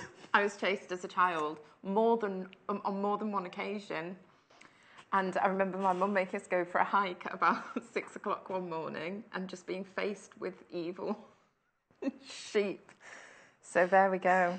So please don't, you know, let's change the subject. The police came to sort out, it's all fun. All right, good. So long as they got it back where it belongs. They weren't scared. No, I have a little panic on the train. You know, if we go past a field of sheep, I panic that we might break down and I have to walk through it. And I went to Yorkshire Sculpture Park and I had to walk through a field of sheep. I closed my eyes and let my husband hold me, but then the noise was worse. Oh, it's awful. Okay, I'll try not to think about it now. Brilliant. Yes, so... Moving on. So we've sewn that seam there, and we're going to sew these 2 together. So it's going to look like that. So we're going to do right sides together, but I always look at the direction of the seam because I'd rather sew it. Yes. It just makes it easier, so I'm not catching that seam there. So I'm going to sew it from that side. Okay. And not think about sheep. No, well, yeah. Sorry about that. That's all right. You know, just strange things keep happening to me at the moment. So, yeah. This is coming together remarkably quickly. Does the cutting take a lot of time or not? No. Not really. I mean, it's all the same width strips. That makes it quick as well. I'm not sure it tells you in the book. I've put them already. I think it's about 3 inches. Yeah, it is. Yeah. Look at that, 3 inches. I'm starting to be able to eyeball Lucy Brennan. So then, well not you, done. like, you know, sizes. If you feel like it, that's all right. So I wouldn't recommend using red thread. Obviously, we've just done that because I'm going to be sewing using the red fabric later on. Karen says she bets you don't count sheep to go to sleep. No, I certainly don't. That would be nightmares. That would be nightmares. Stuff of nightmares. Yes. My children think it's hilarious. I have pet sheep. They think it's so funny. I did go and see that sheep film. Farm. I thought that was quite brave of me. What, Shaun the the sheep? cartoony one, yeah. Even that was quite difficult. Amazing, that's actually a horror film for you. Yeah, it's a slight horror film. No, I did enjoy it. It was a good film. But so you can see how perfectly that's going to go together. But the nice thing about this is as well, it's a good test of your 1/4 inch seam. You know, checking that you've got an accurate 1/4 inch seam because those pieces should be perfect. Oh, so whilst it is quick and easy, you also have to be accurate. Yes. So last hour there wasn't a 1/4 inch in sight. Let me tell you. Good. This hour, that 1/4 inch is back. First time on a quilting show last hour with no 1/4 inch. First time for everything. And now it's back with a vengeance. It is. Well, that's concentration. That's the thing that I love about patchwork as well, is there's so many different elements to it. You know, there's always something new to learn and different techniques and different ways of doing things. Which way would you like this? Away from the square. Yeah, that's it. It just helps keep your piecing nice and neat, but also it sort of means that the log cabin's going in towards the square. The square sort of becomes slightly more recessed if you press all your seams away from the square. Okay. So, and it also, I guess, stops clumping as you go, because you're always pushing away from the last one. So that's the start of it. I want to see the back. You see, they want to see the back now. You can see the back. So it's so neat, isn't it? Pressed away, pressed away, pressed away. So then when we sew down there, yeah, because if you were to press it this way, you've got that bulk there of having those two seams. So if you press it away, it stays away flatter.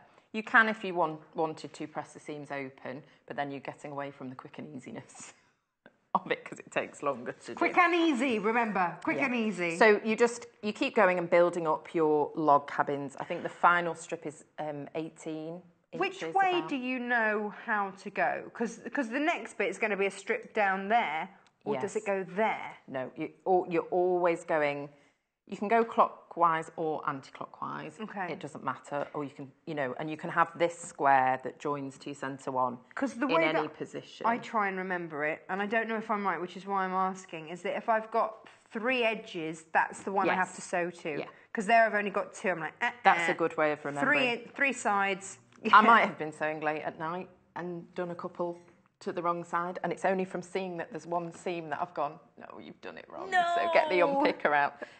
It's easily done. But another thing I would suggest is that you do the same with them all, with them all. So you have them all going the same way. I think this is what we're starting to learn. Well, certainly I'm starting to learn. You already know it. Is that the methodical approach, isn't it? Whatever you do, you just keep doing. There's relaxation in that, isn't there? And it is quite safety in that. It's quite too. meditative. Yeah. It can be. But I think that's why you don't need to count sheep. No, but having said that, if you wanted them to all be going different ways, you could. Can. So that's the fun of it. Choice. It's a design choice, yeah. So it's really up to you how you want to do it. But I like piecing a bit at a time. So I do all the squares. Okay.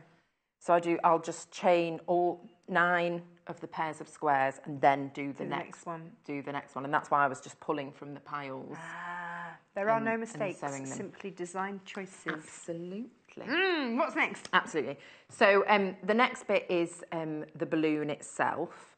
So for that, we're going back to really simple patchwork. Okay. So I've already sewn this up only because I thought sewing all these little squares together, it does take a while. It might be a little bit boring for people watching at home. So I've already sewn How big this are up. these squares? Come on, how big are these? Look at these. Again, do you want me to have a look in the book? I think they're 2. Yeah, I think they're 2.5. And it Yeah, they're also 2.5. shows you in the book, actually, let me show you this in the book, because Yes. it shows you how to do it so that you get the little light reflective bit. And this is, it's so well thought out. It isn't just, you know, it's not just a red balloon, which is fine and that's lovely, but it's really nice to have that further element of patchwork in the quilt as well. So you need to cut 51 2.5-inch squares. Yes. So you could actually from this you can cut a length of That's 2.5 exactly what inches I and do. then So ching, ching, ching, I ching. just cut strips for all of it, for the log cabins as well. In the pattern, I have to say actually, the grey is cut from fat eighths. Okay. But there's no reason for you to cut your fabric into fat eighths and work it that way. We've worked out the equivalent Right. of fat eighths Yes. in this bundle. So you've got the same amount of fabric. So you can just go ahead and cut your strips and subcut them. Don't worry about cutting your fabric into fat eighths. You don't need to make do life that. difficult. No. This here, this is how it needs to be laid out. And that's going to give you the shading. Brilliant. So 16.95 JCMZ 67 gets you this book. Brilliant. I will say as well, I've used 3 reds rather than 4. Why not? So where it's medium dark, I've just used the dark. And it works beautifully, if I do say so myself. Well, I would have said it if you hadn't. So you get lots of red left over. Yes. There you go. So when I'm cutting the strips, so the same applies for the log cabins and the little squares. I just start off, I would have pressed my fabric, but it's been in my suitcase. I like to think of that as a form of pressing. Yes. Certainly everything comes out creased. Just pressing it a slightly different way. So I'm just cutting strips. So I'm just lining it up with the 2.5 and then cutting a strip like that, losing my pins. Nice. And then I just keep cutting, so I've got lots of strips, and then I can stack them up on top of each other, and that way I can be cutting more than one at once. It's a crazy pin. I know, on they're the just loose. everywhere. So, and then you can trim your selvage off before if you want to, or you can trim it as you go along. I trim it as I go along just so I'm keeping it on the rest of the fabric, so I know which is the which is the grain line. The selvage, yeah. That's just my personal preference, but you can do it as you wish. So I've just trimmed off those selvages there. Selvage gone. And I do that on all of the strips. And then, so this is the full width folded in half. That's why this ruler is so great, Yes. isn't it? Yes. Because this is a 24.5 inch by 8.5 inch ruler. Because then normally it's 44 inches selvage to selvage. So if you fold that in half, that's 22 inches. So then you've got a little leeway to line your rotary cutter up, and you can go through selvage to selvage, folded in half, strip, strip, strip. Thank you very much. Exactly. There's your ruler on the screen, $31.95. I know a lot of you starting to build up your stable of Creative Grids rulers, because once you get one, you realise they're fab and you want them all. Yeah, you Quite really, frankly. really do. Yeah, They're really do. by far the best.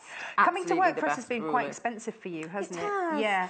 Sorry about but that. But that's the 24.5 inches, always the one I recommend to beginners and anybody that doesn't have one, because You need because one. so many, it makes life so much easier to be able to cut strips and subcut. I can just imagine you stopping strangers in the I know. streets. You must Do you have this. have? Do you have one of these? If not, you need one. Yes. They would thank you. Because even in patterns where it isn't cut from strips, you can do it. generally speaking, Brilliant. cut from strips. So that just makes life easier. So there you go. So you Well, just go along and cut all your Strips are squares. used in so many things. You're binding. Exactly. strip. Yeah. Unless you're going to spend a fortune and buy pre-made binding. Yeah. And well, it's nice to be able to match it up yourself, or you might want a different colour. Or in this case, I've used the binding for this is scrappy binding, so I've used the bits left over from the grey to make the binding. Nice. Yeah. So when we've done this, do you do this in strips, rows, columns? How are we sewing this together? I do it by I sew the columns and then sew them into rows. Traditionally, you sew rows and then you sew the rows together. Okay. But for quicker piecing, I sew this first pair together. Right. And I keep, I chain piece it, so I've got bits of thread in between each pair. And then I open that out and join the next square along without cutting the threads. Okay. So just keep going down Yeah. and adding. So I'm making my rows As you but go. sewing columns. And then I just keep adding as I go along, opening it out, the one I've just sewn, opening it out and then adding the next one. And I just sew it like that, and then I sew the rows together. So, wow. badly pressed, but there we go. It looks like brickwork, doesn't it? It does, yes. It's brilliant. It does. So all you need to do is follow the diagram and for the placement of the squares. So somebody else has done that hard work for you in terms of having to work out, where do I need this, that and the other. Now, if we just take a very quick look at this fabric here, you are going to have, you get a whole 1/2 metre of this, and you've used up 2.5 inch. You've got a lot of that left over. Yeah, not very much of that one. But there's script in the back of it. So it ties in with your fabric here, where you've got that script as well. It's well thought out, put together bundle. Nice. And this is a lovely print because you can use that for lots of things as well. Yeah. Teachers' gifts, Course. Valentine's Day, anybody you love. 45, anyone you love. Yes. 48.45 PTGC 19, and you get a 1/2 metre of all of those fabrics. My son does love his primary school teacher. I know. Oh, he really does. Primary school teachers are incredible. Oh, they deserve medals. They do. They really do. So yeah, here's to you, Mrs. Daniel. Thank you very much for being amazing. Yeah. Right, this isn't a balloon shape yet. No, it isn't, is it? I'd like to state the obvious So here. handily, get my trolley, you have the full-size template in the book. So photocopy it a couple of times, So, cut it out. yeah, you do photocopy it a couple of times to get all your template pieces. So you just need 2 copies of it. And you can see how it's clever. So you've got like the template A and the template C, but you cut them out separately and then you tape them together. Yes. So it's very, very easy to do. No enlarging or anything. That's already there for you. And then I've taped my little bit of... Oh, the knobbly bit of the balloon. There. That bit of the balloon there. Okay. So she explains very well in the book how to angle the balloon, because the important thing is that you're getting these pieces in there. So you want to make sure that this piece is under the template. So actually, photocopying onto the cheapest photocopier paper that's going to be see-through is going to be great, isn't it? Because then you can see through. So there you can see that that's going to fit on there, and then what we do is trace round the template onto fusible. So you have, I've already done it because I also thought cutting out is a bit boring. So you just take your, and it's, haven't pressed it or anything. No, but you don't need to worry about that. It comes folded up in the packet, and you don't need to worry about it. You've got, if you cut it out and you find there are little bits that aren't right, trim it once it's on the fabric. Don't worry about it when it's on the paper at all. So you just put that over the top of your fusible, and you're just going to trace around on the larger piece of I'm with you. And so you're tracing it onto the paper side, and then you cut that out, and you do the same with the little bit. Knotty bit. The knotty knobbly bit. With the triangle knotty bit, so that you've got your 2 parts of the balloon. So I'll move that bit out of the way. This is excellent. Yes. And then you're going to fuse it onto the back. Haha. Actually, you can. So it's easier to see. Yes, on the back, it's easy to see. So you just need to play about with it to get it how you want it, and you can. Is this just being appliqued on? Yes. So you don't have to worry about seam allowances as long as you've got that highlighted bit within the balloon. Within you don't the have to worry that there's a... You want to try and get it on that top edge, and it will match up with that darker section. What I did do was just be careful that you're getting enough of the lighter bit in. You don't want the edge of it, you know, to trim. You want to have that nicely in the balloon. Yes. So I was just a bit careful of that, but that was the only thing really that I was mindful of. Now, I'm assuming I need to prepare to fuse. Yes. Yeah. Fusible fleece. Have we got that? Not fusible fleece, fusible stuff. Come on, what's technical? Where's the word gone? We've got two different ones. We've got heat and bond, but then we've got another one, which is a more kind of heavy-duty one. Heat and bond. This is something. This is another one. This is heat and seal. Yes. Is that it? That's it. So the heat and seal is a sort of like a heavier weight one, isn't it? It's more of a. It's very similar to heat and bond, and you use it in the same way as heat and bond. You do need to read the instructions for if you're using any different kind of fusible or, you know, a different brand, you should always read the instructions because it might be different. In fact, you want to take the steam off that. Oh, is the steam on? Yeah. Steam, get off steam. Take the steam off. Because you want to use a dry iron. But I don't know if you can see this. The fusible itself is like a net. Oh, it's a mesh almost, yeah, it's like a mesh. So it's sort of like a funny rubbery feeling mesh. Ooh. So it's not like the... Can you pick that up? Really? I'm not helping. There, you can sort of see it there. So it's a bit like fishnet tights. Yes. It looks a bit like that. Yes. But yeah, it doesn't feel... Can you still get fishnet tights? Are they still a thing? I don't know. Yes, says producer Hannah. She's very definite about that, yes. Oh, yes, she did a Moulin Rouge thing. I've seen her fishnet tights. Yeah. Boulogne Rouge. There you go.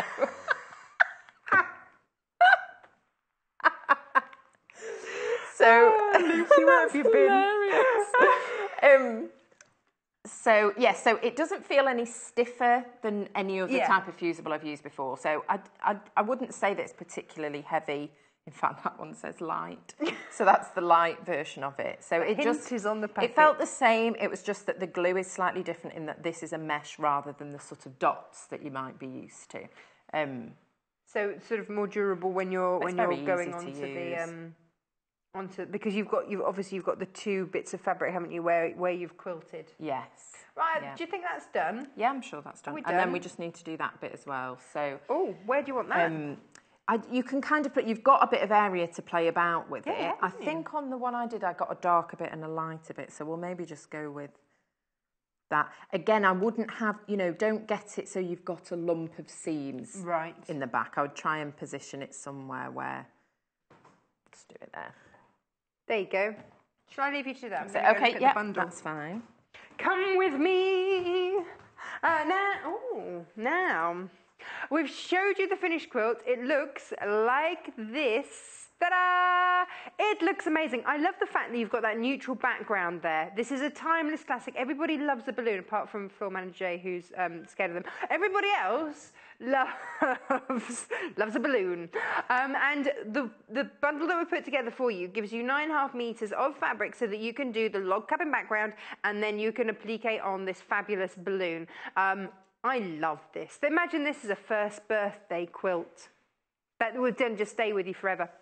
$48.45 for all of the fabrics. So yeah, it could be a lovely memory quilt. Maybe it's going to be for a big occasion. You could put a number in there as well. $48.45 PTGC 19 is all of your fabric for the front.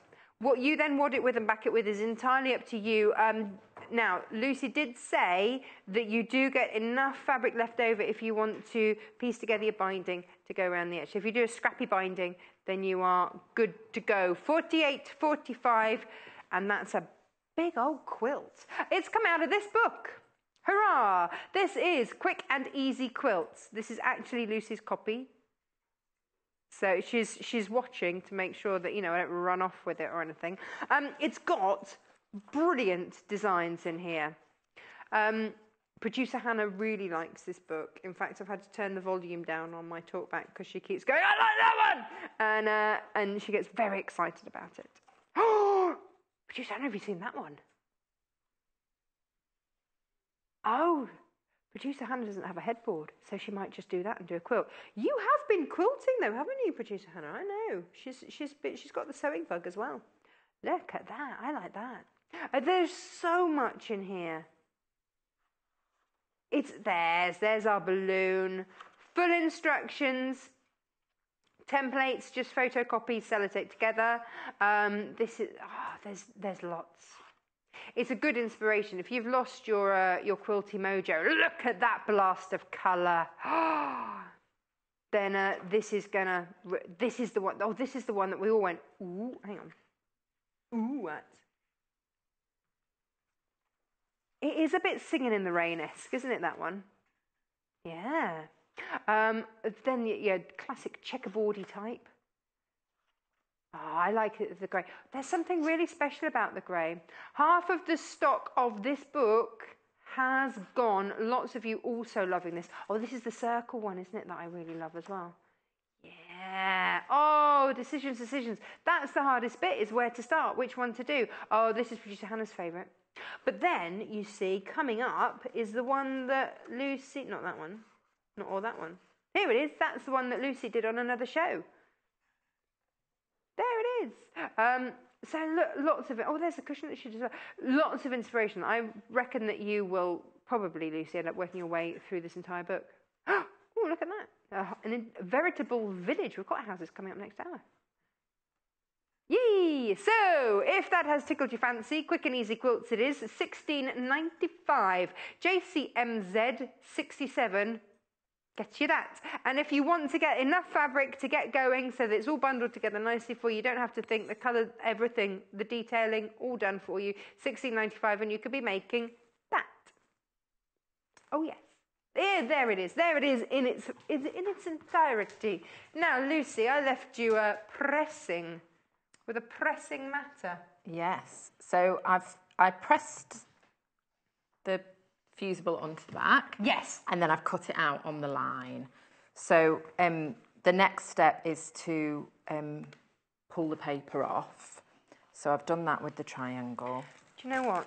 We never actually said the full size of the quilt, the full finished size. Let me find that. I think it's 54, is it? Finished size, 52.5-inch square. That is 135 centimetres. We have to give you centimetres because it's the law. There you go. So peeling off heat and seal. So I'm peeling it off. That's quite satisfying. Like when you get a new phone and you peel off that plasticky bit off the screen. Yeah. And then you can really see that I've caught a little bit there. This is what it is. This is your heat and seal. It's a fine grid of glue, is what they say on the back. We tried to describe it in many ways. We could have just said that. A fine grid of glue would have been easier. It's going to give you a permanent bond so that you can fuse these two layers together. Dry iron on a wool setting. Yeah, I did that all wrong then. Well, you know. Should have read this, as you then said. It turned out fine. We're okay. Phew. So now you can see that sort of meshy... mesh of glue. Mesh of glue. Yes. That's there on the back. It looks shiny. And you can feel it as well. So then we're going to put that in place. Now, obviously, you're going to have a beautiful log cabin quilt top that you've made. Didn't have time to do two of those.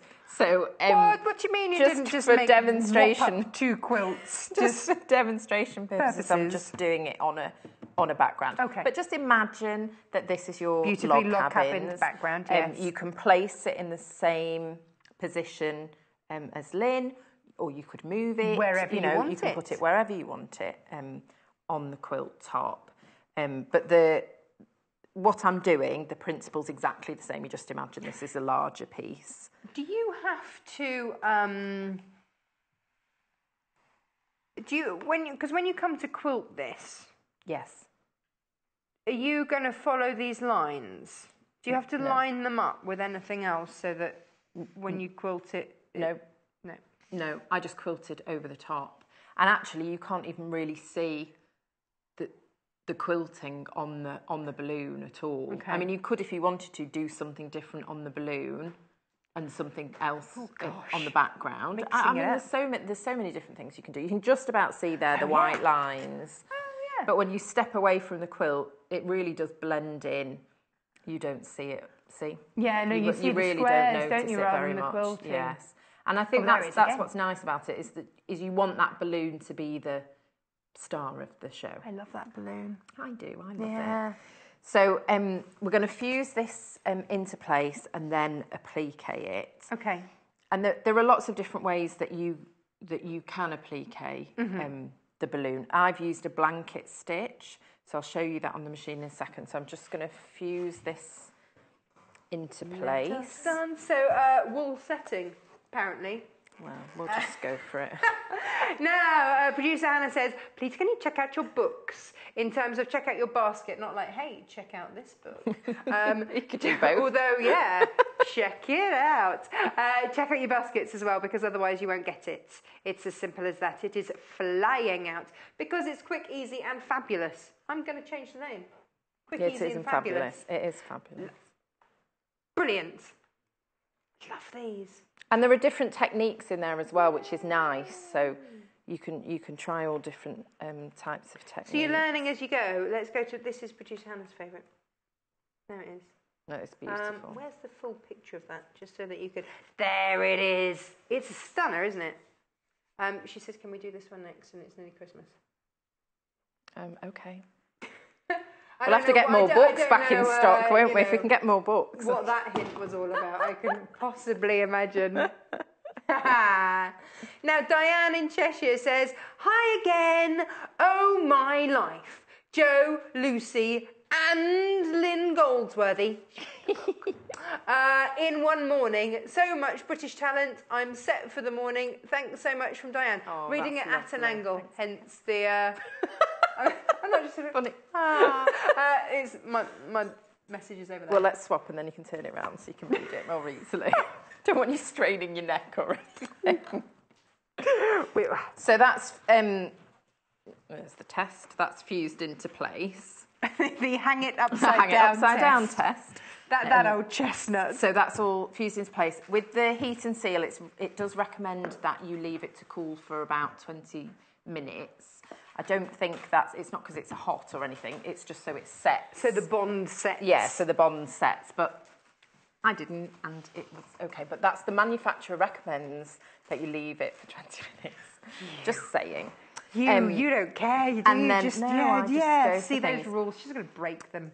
Lucy Brennan, rule breaker. Yes, I am. Yeah. So I started with the smaller piece only because it is fused down, but I wouldn't want to catch that as I'm going around. So I started here and went and then all the way around the balloon.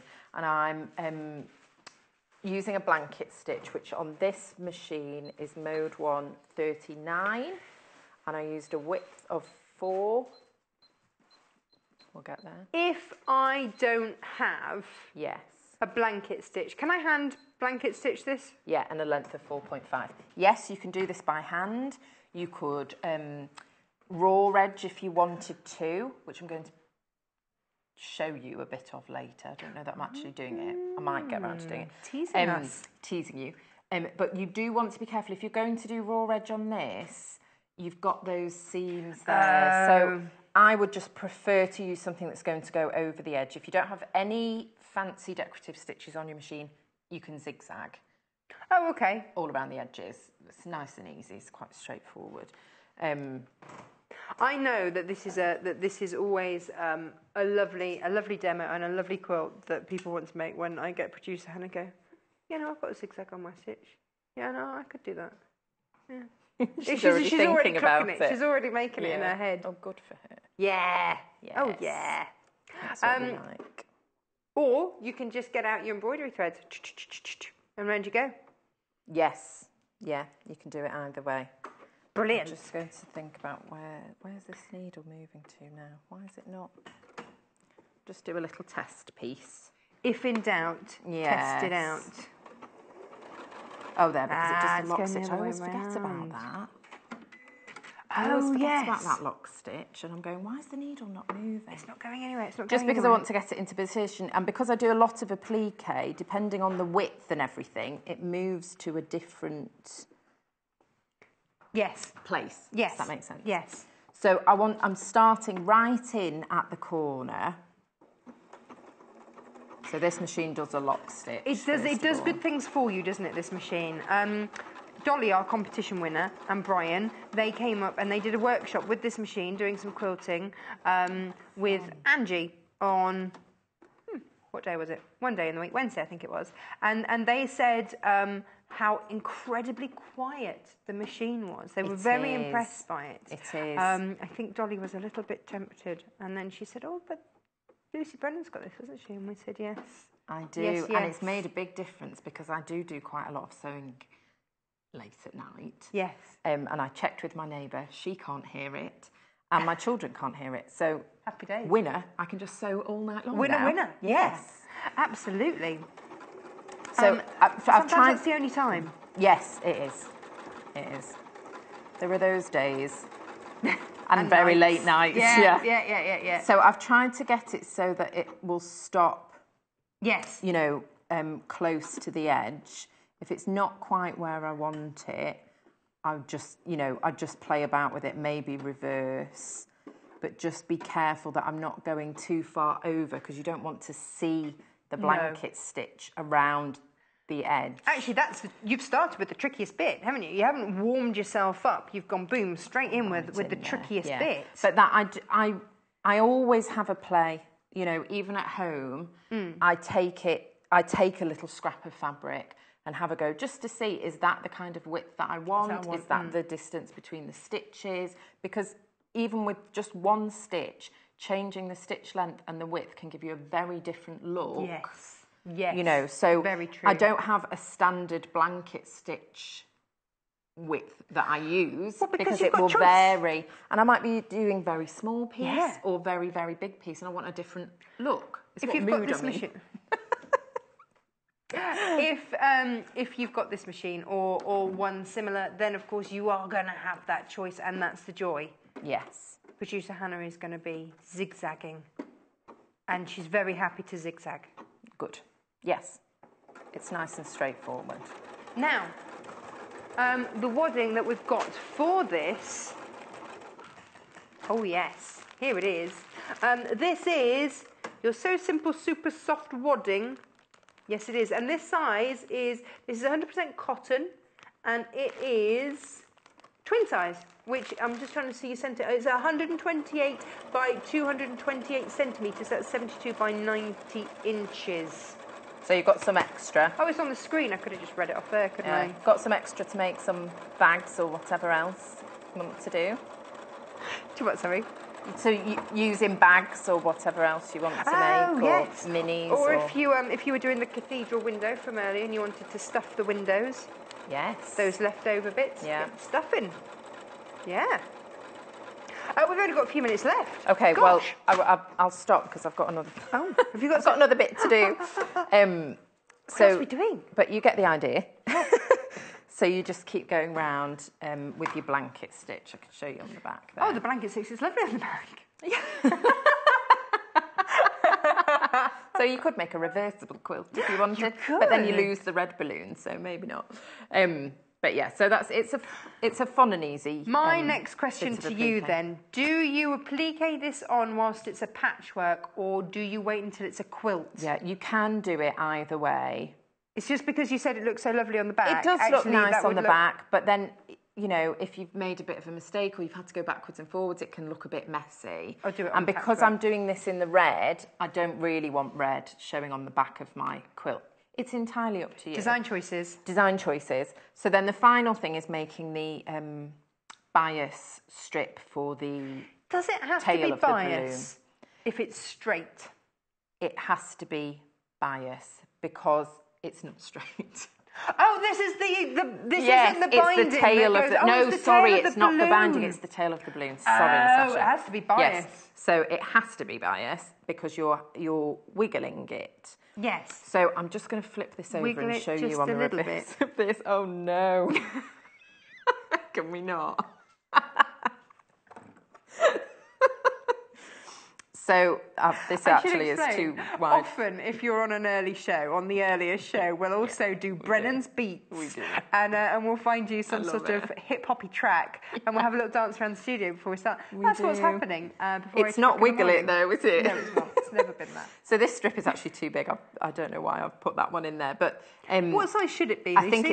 it's an inch, Okay. and this is the half-inch bias. We don't tape have very maker. long. Okay. So it's an inch strip. You push it through there, pin it down, and use an iron, and you end up with this. So it folds the edges for you. So when you're positioning it onto your quilt, you can pin or you can use the glue pen if you have one of the glue pens, and you want to just wiggle it around. And then I've just gone, because you've got those folded edges, the bias tape maker makes the folded edges for you. Perfect. You can just do a top stitch along both edges. We're going to run these through so that you can buy these. This is the most affordable glue pen we have ever brought to air, ever. $35.95 gets you the glue pen, and then if you want the refill, you do get glue with it. But if you want to refill, $3.95. What did I say? $35.95. Less affordable? $35.95. The most affordable glue pen, $35.95. I'm just teasing you, sorry. Well, no, it's $1.95 for the refill, not interchangeable with the other ones. $3.95, super affordable. Thank you. It is, that's great. I've got to go over there. Thank you. Please come back in an hour's time. I will. I'm taking your book. Oh no, I'm going to have to Gonna have to come back because I've got your book.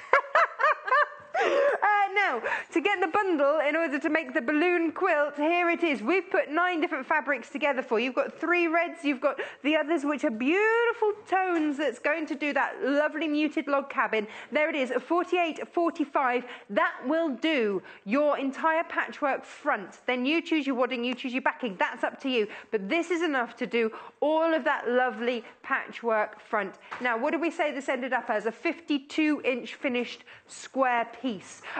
Now, 48.45 gets you all of that. But of course, the inspiration for this came out of the book. Please check out your books. Well over half of them gone. I don't want you missing out. It is by Lynne Goldsworthy. Very clever lady. So, here we go. $16.95. Grab that. Now, next up, Jo Avery is back. Oh, yes. What an absolute treat with another amazing quilt. See you in a minute. Join us on Facebook. Simply search for The Sewing Quarter and like our page for the latest news and more.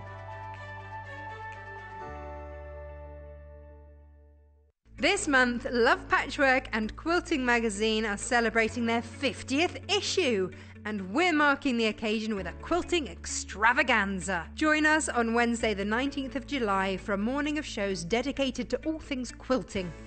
The Love Patchwork and Quilting team will be taking over the studio to showcase some exciting projects, must-have tools, fabulous fabrics and top tips. With special guests such as Lucy Brennan and an incredible half-price Love Patchwork and Quilting subscription offer, this quilting special is a real must-watch. So whether you're looking to expand your mind or just your fabric stash, tune in on Wednesday the 19th of July from 8 a.m. to 12 noon, only on Sewing Quarter Freeview Channel 78.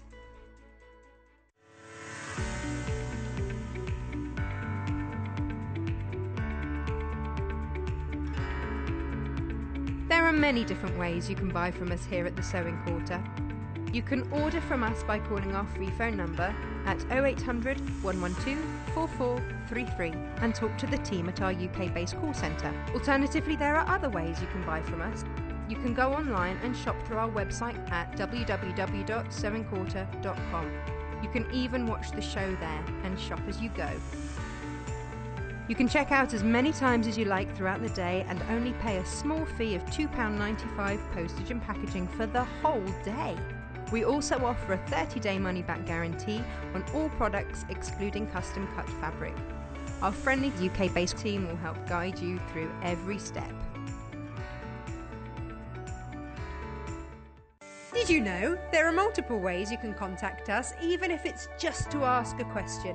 Our friendly team are always on standby. You can call our customer service team at 0800 112 4433, email us at help@sewingquarter.com, visit our Facebook page, follow us on Instagram, follow us on Twitter @sewingquarter, and even message us through our website, and our presenters will answer your questions live on air.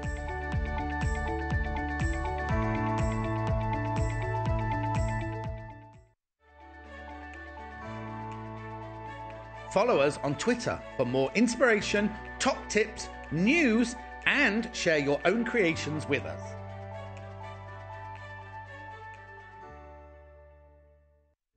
When you spend £10 on your first purchase, you will receive this free sewing kit from the Sewing Quarter worth £14.99. There are 6 days till Christmas, and you won't be needing those festive sweets once you've sampled our fabulous festive treats.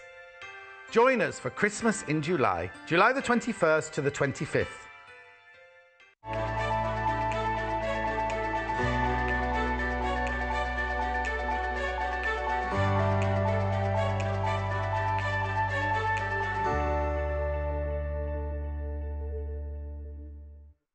Welcome back now. Jo Avery joins us again this hour, bringing us, this time, an improv quilt.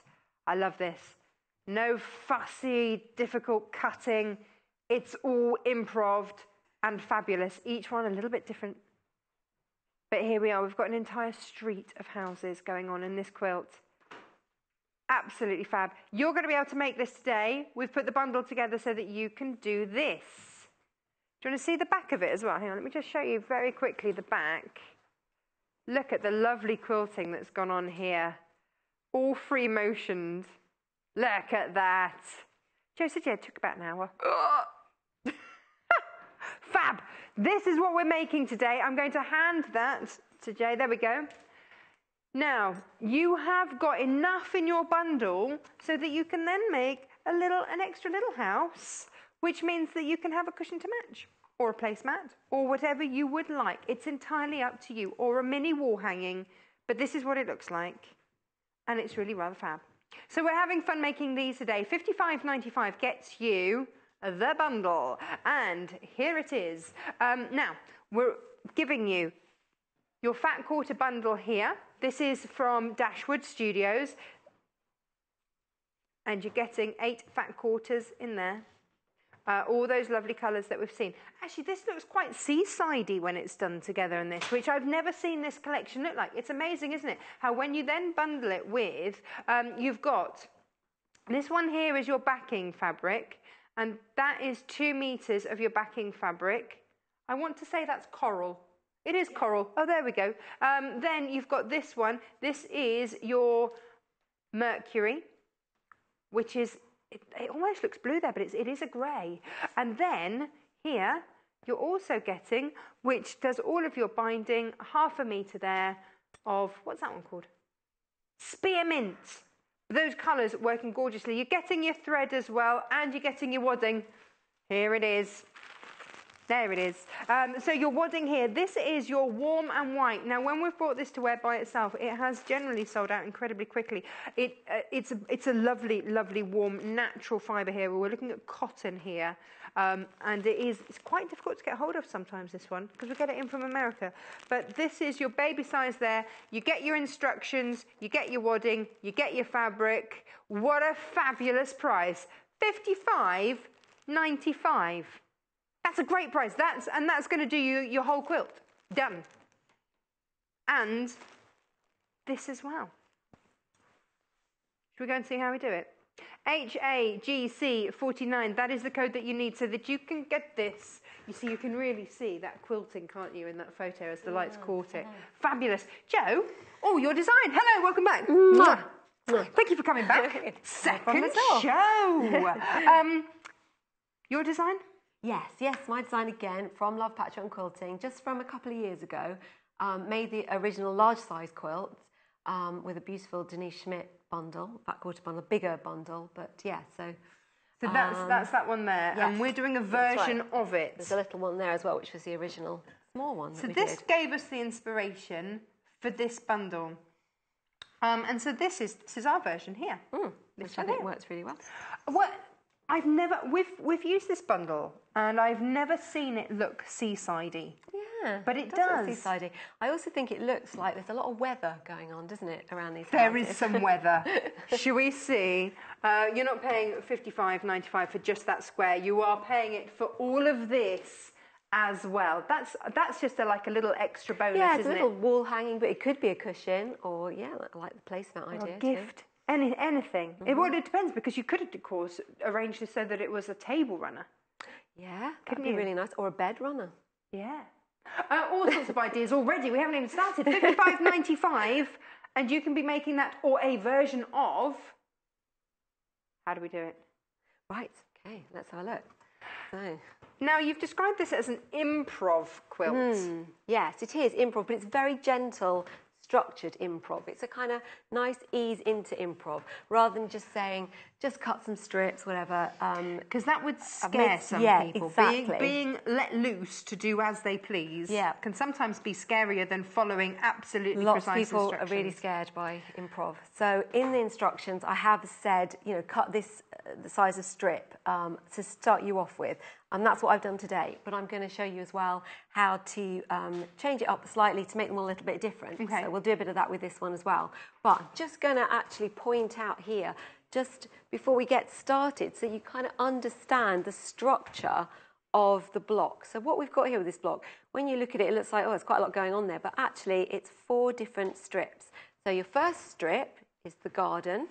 And then your next strip up is the house. And that's made up of the door, the house, and background. And then this strip is your roof with background either side. And then the last strip is background with a chimney in the middle. So you've got to sort of imagine it like that, and it hopefully won't seem so confusing. This is the mystery of quilting, which I love, is looking at it and having absolutely no idea how on earth you would do it. Geometry, kind of architecture here, I think. Yes. Yes. So, architect design is what I like to think of this. So all of this is going to become a house, but we're going to start off with the actual house. So I've got some strips here, and I've got a door. So I've cut the door out already, and the door is about 2 1/4 by 3 1/2. So that's a great size, but you could have a longer one. You could cut it a little bit longer, a little bit thinner. Well, you could do all sorts of things. This is where the improv comes in. This is where the improv comes in. That you, once you understand how to make it, you don't have to stick by these very strict cutting rules. You can actually muck around with it and make it a bit different. So as you see from all these houses, all on a hill. It's a very hilly area. Very hilly area. So now you live in Scotland, don't you? Is yes. it very hilly where it's you are? Quite hilly, yeah. There are hills, yeah. So yes, I was basing it on that. So to start with, I'm just going to cut this. Now, you really should use a ruler. What I'm going to cut here is I'm going to cut one side of the house. So if I wanted it to be a straight house, I would just cut it there in line with this, or I might sew it and then trim it afterwards. But I'm actually going to take it in a little bit because it's going to make this incline of the hill. Oh, I see. Paul says, morning, Tash and Jo. Welcome to the show. Love the cathedral window. Great technique. House looks fun too, says Paul in Cheshire. Thank you, Paul. Do you know what I'm noticing more and more gentlemen sewers. There's lots of male quilts out there. And it's lovely to have. It's great. So now I'm just going to explain that at home I wouldn't use the ruler. I would just cut like this. Now, if you're very new to it and you're a bit worried at all, you should definitely use a ruler. But it's still quite safe, as long as your hands are away from everything, to cut that way. And I do encourage people, if you're going to get into improv, to cut without the ruler sometimes, because it's like a muscle that you need to learn to develop. It's like drawing in a straight line, cutting with scissors in a straight line. So must feel a little bit to start off with, but maybe try it. But try it, exactly. So now we've got this. Actually, it's going to go like that. So you can see this is going to be the door, bit of house either side, and then you can see this happening. So I'm just going to sew these. I'm using. So presumably you could have If you wanted, if you were going really improv-y, you could have hills going on either side and one straight. Couldn't you? Yeah. So you could have one. Oh, you sort mean of like coming, one that coming way? down that way. Yeah, you could totally do that. And I did the hill the other way on the big one. So that's where your improv starts to come in, doesn't it? That you can absolutely follow the design, but if you, what's it saying? I haven't actually tried this one since I started. Because we swapped machines. Oh, we did. Perhaps. It looks like everything's in place. It does look like everything's in place, but I feel that nothing's going. It doesn't want to play. So I could just grab the other machine. While we swap that over, this is what we are making today. Come and have a look at the whole kit, all in one go. Is fab. It happens. It's driving. This is what I always say. It is like driving somebody else's car, and you get in it and you stall it, don't you? Well, that's Oh, you don't. It wasn't plugged in. Oh, it wasn't plugged in. Amazing. This is part of it. This is sort of, if you're at one block, if you will, you're getting your batting, you're getting all of your fat quarters, you're getting your binding, your backing, and all the other fabric that you need, plus your thread, plus your full instructions. I can hear the whir of the sewing machine. And this is the bundle. This is it in its entirety. There it is. So you are getting 3.5 meters of fabric there. Fab. And your fat quarters. Yes. So I've just sewn that onto there. Okay. And I'm going to sew it on the other side as well. So I'm going to do a bit more sewing, and then meanwhile you can maybe get the iron out for me. I can do that. I can do. Now, this is ready. Improv, yes, it is improv, but we have given you full instructions, which I've left over there. So don't let it scare you, don't let it worry you. You can follow those instructions, absolutely, or you can go off-piste. It's entirely up to you. You are in control of this because this is your improv. Right, so we've got this bit here. I've gone a little bit far down. I'm not quite controlling that machine yet, but, I'll get there. So I'm going to press them. It doesn't matter. Is that your first time ever with that machine? That one. It's quite similar to that one, but I had a different one earlier. So they're all pretty much the same, though. So which way do you press the seams? So with patchwork, you pretty much always press them to one side altogether. You don't open them out like you do with dressmaking. I like to think about this as if it really was a house. So every time I press them, I'm pressing them the way, it would be if it was a house. So the door would kind of be, these are like the door frames, and they would be in front, wouldn't they? Yes. So, it doesn't really make a lot of difference. But as I press them, I might say things like, the roof would be at the front, so that's why you press it that way. So that's our house, and we're going to put this bit on here. It's a bit long. We're going to sew it on, and then we're going to trim it afterwards. It's whatever resonates with you, really, isn't it? It's whatever is going to work. It makes it a bit more fun to think about it as a real house while you're doing it. Though I have to say, it's more of a shed, this one, because it has no windows. A bit of a dark house. For shed. The man cave, as we like to call it in our house, although I don't really know why. Okay. Doesn't mean you need to go back. And then just straight stitches Yeah, on and you this. can obviously pin. I'm really bad for, you should pin if you think it'll help. But it's improv, so it's quite forgiving. Now, we're going to press that again. We're going to press and then trim, because the selvage is still on there. Does that matter? Yeah, we're going to trim that off, but we're going to do that once we've pressed it. Easy. So nothing so far has been, and you must do this. No. Quite free and easy. This is lovely free and easy quilting. This is a good beginner one, really. But then if you start with this, then you haven't learned lots of sort of basic rules. So it's quite good to do learn your beginner stuff and then move on to this, I think. Otherwise, you'll think that it's all as free and easy as this. And if you have to do a proper pattern, it won't work very well. It can be, if you only do improv quilts. Yeah, that's true. Now, these are the instructions that you're getting with it. Here they are. This was the original design that inspired our version. And there it is, step by step, very in-depth instructions there. Watch the show back again, make a note of the show, watch back. There we go. All coming with it. Yeah. So next thing, to finish off this strip, if you remember to start with, I talked about there being a strip. Yes. We've got to put the backgrounds on. So I've got these quite long bits. I'm going to cut them again. They need to be in line. We've got this, we're going to have to... We've got the incline. We've got the slopes. So I'm going to cut that. It's about 1/2 inch. So it doesn't matter if it's not completely straight when you cut it because we're going to trim the whole thing anyway. Loads of trimming, so, you know, don't worry too much. And I'm going to do the same with this one. I'm going to cut it across here. If you were ever worried about using your rotary cutter, you won't be by the end of it. You'll be so used to it. Trimming bits here, trimming bits there. I'm going to put it around that way. Which is excellent, I think. Sew these on here. Oh, I just want to point out as well that what you want to do as you're going along is you might make one exactly like this to start with, but then the next one you might want to make it a bit different. So you can make a shorter house. So before you put these on, just trim a little bit off here, and then you can have a shorter house. Oh, right, okay. And a deeper roof. Or you could next time decide this strip here will be, I think it was 2 1/4, might make it 2 1/2 or 2 3/4, and then you're going to have a taller house. So this is ways you can make all your houses a little bit different. So sew these on here now. So it is like going down the street and everything being just that bit different. Some of them look like they're in a stiff wind and they're sort of blowing over. And the huff and the puff, yeah, and blow your house down. $55.95 gets you enough to do that entire quilt and a cushion front if you want, or a wall hanging, or a gift, or whatever else. You get extra. And you get your thread. Everything is included, even your wadding in here for an incredible price of just $55.95. When you think that's it, you're not having to reach for anything else. Just add time, that's it. And of course, a great rotary cutter. The one that we've put on the show today is one that a lot of our guests ask for. It's the Olfa, it's right or left-handed, doesn't matter. And the beautiful thing about this is, as soon as you squeeze that, the blade becomes engaged. But as soon as you let go, it's safe. And I know safety is a real top thing for so many of us. If you want to lock it out, then you can just press that, and that will keep that blade out.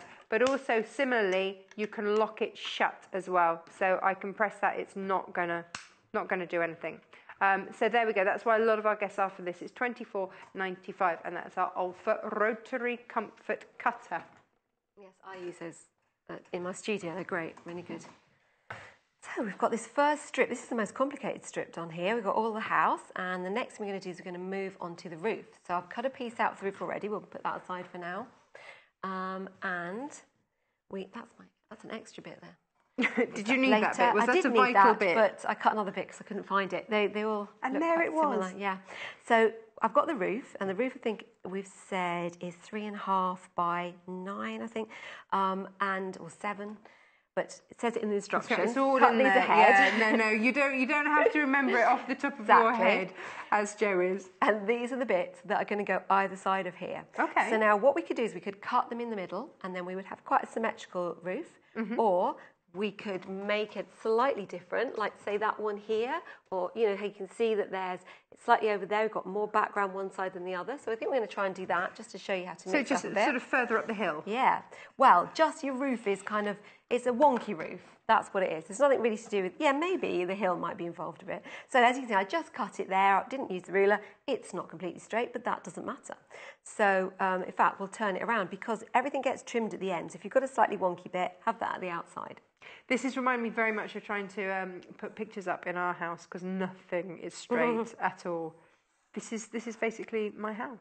And now this is the time when you really do want to use the ruler. Okay. So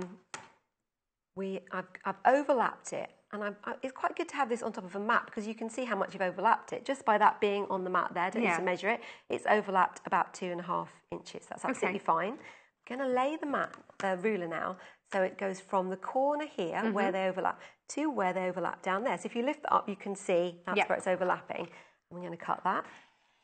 Okay, and we're going to discard that piece, and that's all ready to sew. First of all, I'm going to do this one as well, and I'm going to try a slightly different angle. So instead of doing 2 1/2, I'll just do 2, and it'll have a steeper angle. Okay. So again, I've got it. I can see the one underneath there, that corner there, and I can see that corner there. I like this. No rules quilting. No rules. No rules. That's it. Yeah, we're rebels. Rebel quilting. Yeah. Oh, I can feel a movement. the rebel quilting movement. So this might be a good time to actually pin as well. Here they are. They're hiding. Now, okay. I always get a little bit confused when pinning anything on a slant triangles. Do I have to allow that seam allowance? Yeah, you do. It's really important. If you put this slanty bit here and line up those points there, then when you actually sew it, it's going to be stepped down like that. Oh, I've done that so many times. I know. It's so annoying. So what you want to do is make sure that you can see this little triangle at either, and they're the same. So when you start to sew, your 1/4 inch will be about here. It's where these two bits are intersecting. That's where I like to think about it. So I'm just going to pin that there. It's one of those things that I still have to really think about. Yeah, you've always got to remember. I think there's only so many times you'll do it wrong, though, and then you'll hopefully get it. I don't know. I wouldn't guarantee that with my quilting. And I'm just pinning it, like, so that it's away from the sewing. It's just really to hold it in place. Okay. I mean, if I was at home, I probably wouldn't pin it, but, you know, I'm on best behaviour here. You see, rebel quilting again. Exactly. That's pretty much what I do. Oh, Jo, rebel quilter. Okay, so, and no matter how rebel you get, you still always need to lock or reverse either end of your seams. Very important. Not that much of a rebel. Not that much you'll of a end rebel. up with some rubble. And you Very don't want good. Very good. Yeah, you don't want it coming apart. Peaked. So You don't want it coming apart from anymore. me for the day. That was it. Remember that one. That could be a slogan. Okay. Rebel, not rubble. Yeah. Okay, and we'll sew that side. But all of this straight line. So if you can sew in a straight line, Yeah, you don't even have to be able to cut in a straight line. Oh, she's going, I can. She's really coming on with her sewing. Is our producer Hannah? Oh, good. Yeah. Oh, yeah. She's been inspired by all of our guests. Inspecting some of it then. Yeah. Well, she came in the other day in a beautiful sort of a cobalt blue top. I said, oh, wow. lovely, lovely jacket. She said, yeah, I made it. Oh, I'm very impressed because I'm not a dressmaker, so I'm very impressed with any dressmaking skills. So this is where I've ironed them, and I've ironed them because I feel that the roof is going to be in front of the background. Right. So by ironing it, the background, the seam allowance behind the roof, it feels like the roof is slightly more... Isn't it strange? Just by like a a little millimetre. thing, but yeah, it means something to me, really, yeah. So, right, we can actually put the roof on here now. Now, don't worry that it's a bit bigger because we're going to trim it down. We give, you know, the way I tell you to cut it gives you plenty of space to play around with these angles and things. Yeah. But we can, gives us a little bit of, we can decide. Oh, it looks like a thatch. Yeah, it does. Good. Totally, yeah, thatch shed. So you can decide where you want to put it. You can go really wonky, but that looks a bit wrong. You can get it right in the middle. You know, you can go too wonky, so maybe that way. I think we've done it a disservice calling it a shed. I think maybe beach hut. Yeah, beach hut, definitely. I like that. It's not completely straight. You know, it's not completely symmetrical, but it's not too far off that it looks weird. So we'll put it on there. Now, this is another good time to... I mean, I could probably manage to sew that, but, you know, it would be a lot easier if I just put the reel on and give it a trim now, and I'll get a nice straight edge, sew those together. Get rid of those dog ears as well. This is a handy size ruler again, isn't it? Good, isn't it? Yeah. $16.95 gets you a real handy size. It's come out a lot with you today, hasn't it? Oh, yes. This is the one that producer Hannah's bought. Yeah, that's how much she's got really into good. it. She's It's a great buying all the size. kits. $16.95, and you too can get. I'm going to call it Hannah's ruler. I actually have 5 different rulers at home, and I use all of them. And I think that you need. I'm amazed it's only 5. I think that's very reserved. Really? Yes. Oh, I'll get some more. Yeah. Natasha says it's okay. You can have loads. Yes, you could. I could have more. Yeah, in fact, I might get another square one. I think I'm even the bigger square one at home. It's one of those things. They are. You've got your essential core ones, haven't you? And then you have the nice to have ones. Yeah, the ones you only use once a year, but still, it's great if you. But enjoy using them. Yeah. There we go. So that's that next strip on. That's the roof strip on. Okay. This is coming together a lot quicker than any building. I'll iron that in a bit. I don't need to iron that now. Yeah, I know, it's quick, isn't it? Quick architecture and building. So next thing is we've got this strip here. This is going to have the chimney in it. Okay. So where do we put the chimney? Now, again, the chimney could go right in the middle, or it could go slightly over to one side.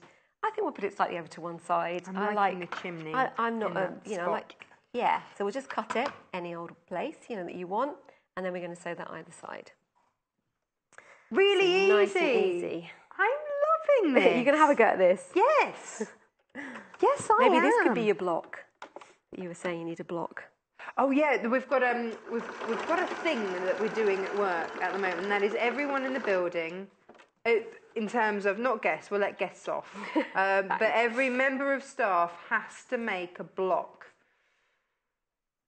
I have to say, that the bar has been set very high by our new studio manager, Neil, who's never ever sewn anything together ever, and has come up with a Union Jack with a picture of his car in the middle in a circle. It's Well, hang on a amazing. minute. With the first thing he's ever sewn.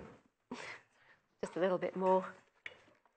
Yeah, show off. Yeah, I know. Poor Jay, floor manager Jay, he looked at him and I can't compete with that. I was like, it's not a competition, Jay. Just do your best. That's all we ask. Producer Hannah, have you come up with an idea yet? Have you done yours yet? Oh, you started doing one. You got the wrong size, so you're going to keep it. Are you going? Is it going to be budgie inspired? She's just got a new budgie. Heard about the budgie. Oh, she did some foundation paper piecing. You have got the bug. Get you. Gosh. Hey. She likes it because you can just sew in a line. Yeah, the foundation. Done. It's great. I'm a fan of this. Yeah. I'm loving a bit of improv. So keeping up. So I've just done that bit. I'm putting it in our next strip. It doesn't need trimming because you've got quite. We didn't muck around too much with it, so it should be nice and straight from when I originally cut it. Right. Whereas the other one did because it had all different top edges. So I'm going to put this one on You there. can really have some fun with this, can't you? Really, what a lovely project to play with. Yeah, I think if you try and be creative with it and you kind of let yourself go and don't worry because, the pieces are measured to be a little bit bigger, so therefore you can trim them down afterwards. You can't go too far wrong. What's the worst that can happen? We just catch it. There we go. There's enough fabric in this bundle really to have a little bit of an experimentation because even after doing both of these I had some left. So. Really? Yeah. Oh, okay. Should we just take a quick look here at all of these different houses? Because we keep saying, you can make them different. They don't all have to be the same. The charm for me in this quilt is the fact that they are all different. And the colours that we've picked to go with this, with the spearmint, and you see, this is it. The mercury is looking bluey, isn't it? Rather than grey. It's picking out that side of it. It's a lovely grey, actually. And then we've given you a lovely coral for the background. Really lovely. Yes. Okay, right, well, we've only got the garden Everything is to go in the on bundle. this. Everything that you need is in the bundle. And I think, given that you're getting the wadding and everything else in here, this is incredible value. $55.95. Instructions, backing fabric, wadding, all of the fabric for your patchwork with leftovers. Good leftover. I love a good leftover. Yeah, there's leftovers. Good amount of leftovers, a veritable feast left over, and your thread as well for $55.95. Happy days. So we just need the street, road, beach, grass, garden, whatever you want to call it. Call it a garden. Okay. Hang on, this is going to look like it's flooded with this one. Yeah, actually, it's wrong. River there we go. frontage. Here we go. Get it right, Jo. There we are. So it's going to go like that. I'm going to turn it around that way. Okay, so as you can see, it's like it doesn't fit on there or anything. So what I'm going to do is just check that it's overlapping. It's a bit like the way we did the roofs just now. If we put this along here. Oh, okay. We do it like this. Yes. So have a look. Just make sure that we've got some space there, and that all of these you're not kind of losing some of your points there. Yeah. We've managed to line that up quite nicely. So if I cut along here, I'm cutting through both layers at once. Okay. That's not how I thought it was done, which is great. So now we're going to just get rid of that, and we can sew this onto here. Producer Hannah says it looks like muddy puddles. What, these? Yeah. Yeah, they do a bit, don't they? Icy puddles. Sorry, not muddy puddles. We were talking about Peppa Pig earlier as well. How on earth did we get onto that subject this morning? It was the slanty. Oh, it was the slanty roads. Yeah, that aren't as slanty as that aren't Peppa as slanty Pig. as Peppa Pig, so you don't need such a great handbrake on your car. Exactly. If you have children or grandchildren, you know exactly what we're talking about. If not, just be grateful you haven't had to watch millions of episodes. I know about it from my great niece and nephew, Oscar and Olivia, who might actually be watching this morning. Good morning, Oscar and Olivia. Oh. So, the other thing I was going to say actually about the different about this bundle and the houses is that you can have a lot of fun with it as far as you know, making nighttime ones. So I was thinking that one looks like it's a starry sky. And then, like you say, you can have like a thatched roof, or you can have, you know, ones where there's a really nice one with a whiter background up here. You know, I think that one looks lovely with all that going on. I love how you said there was weather. Yeah. There was weather going on. This one is like cats and dogs, but with flowers. On these ones, you know, big ranges, it looks like a lot of weather going on in the background. Autumn. But what I've done is I tried to make them all a bit different, not just with the cutting, but also with the fabric. So there's enough fabrics in that bundle to make them all individual, have different backgrounds, different gardens, all of that. So hopefully this will work out. Coming on, an absolute treat. Today, all day today, we are quilting. It's bold, beautiful quilts. Yes, it is. Oh, Sue's messaged in on an email. Oh, she's going to make this for her daughter. She's just moved into her first house. Oh, that's fabulous. A lovely idea. What a lovely, great idea. I also think this little mini one on its own, you know, if you're not getting the bundle, but you just want to make this at home, would make a lovely new home present. Sampler, almost. Yeah, to give someone who's just moved into a new house would be really nice. So, next thing we're going to do is going to trim it down. So I love these square rulers for any sort of trimming. This 12.5 is brilliant. This is one I've got uses for everything. So we're trimming this to 10.5. So what we're going to do is we're just having a look. So if you look, you can see through the grid. You can see where the 10.5 is. Mm-hmm. And we want to make sure that we get everything in there. But within that now, you should be able to move it around a little bit and centre where you want your house to be. Is it more over this side, more over that side? So more design work, just... Yeah, really, just deciding. You should have a little bit of a leeway here to say, am I going to have more garden, or am I going to have a taller chimney, that sort of thing. So excellent. At this point, you can do that. Well, I think I'm happy with that. What finished inch are we getting? We're getting 10.5 inches. 10.5 inch, right. So what you do is you cut around these two sides, and then you turn it around this way. And now you're going to... done. Well, that's your beauty of your rotary cutter and your ruler. Yeah. And then you get your 10.5. So I'm lining up now. I found the 10.5 inch line here and here.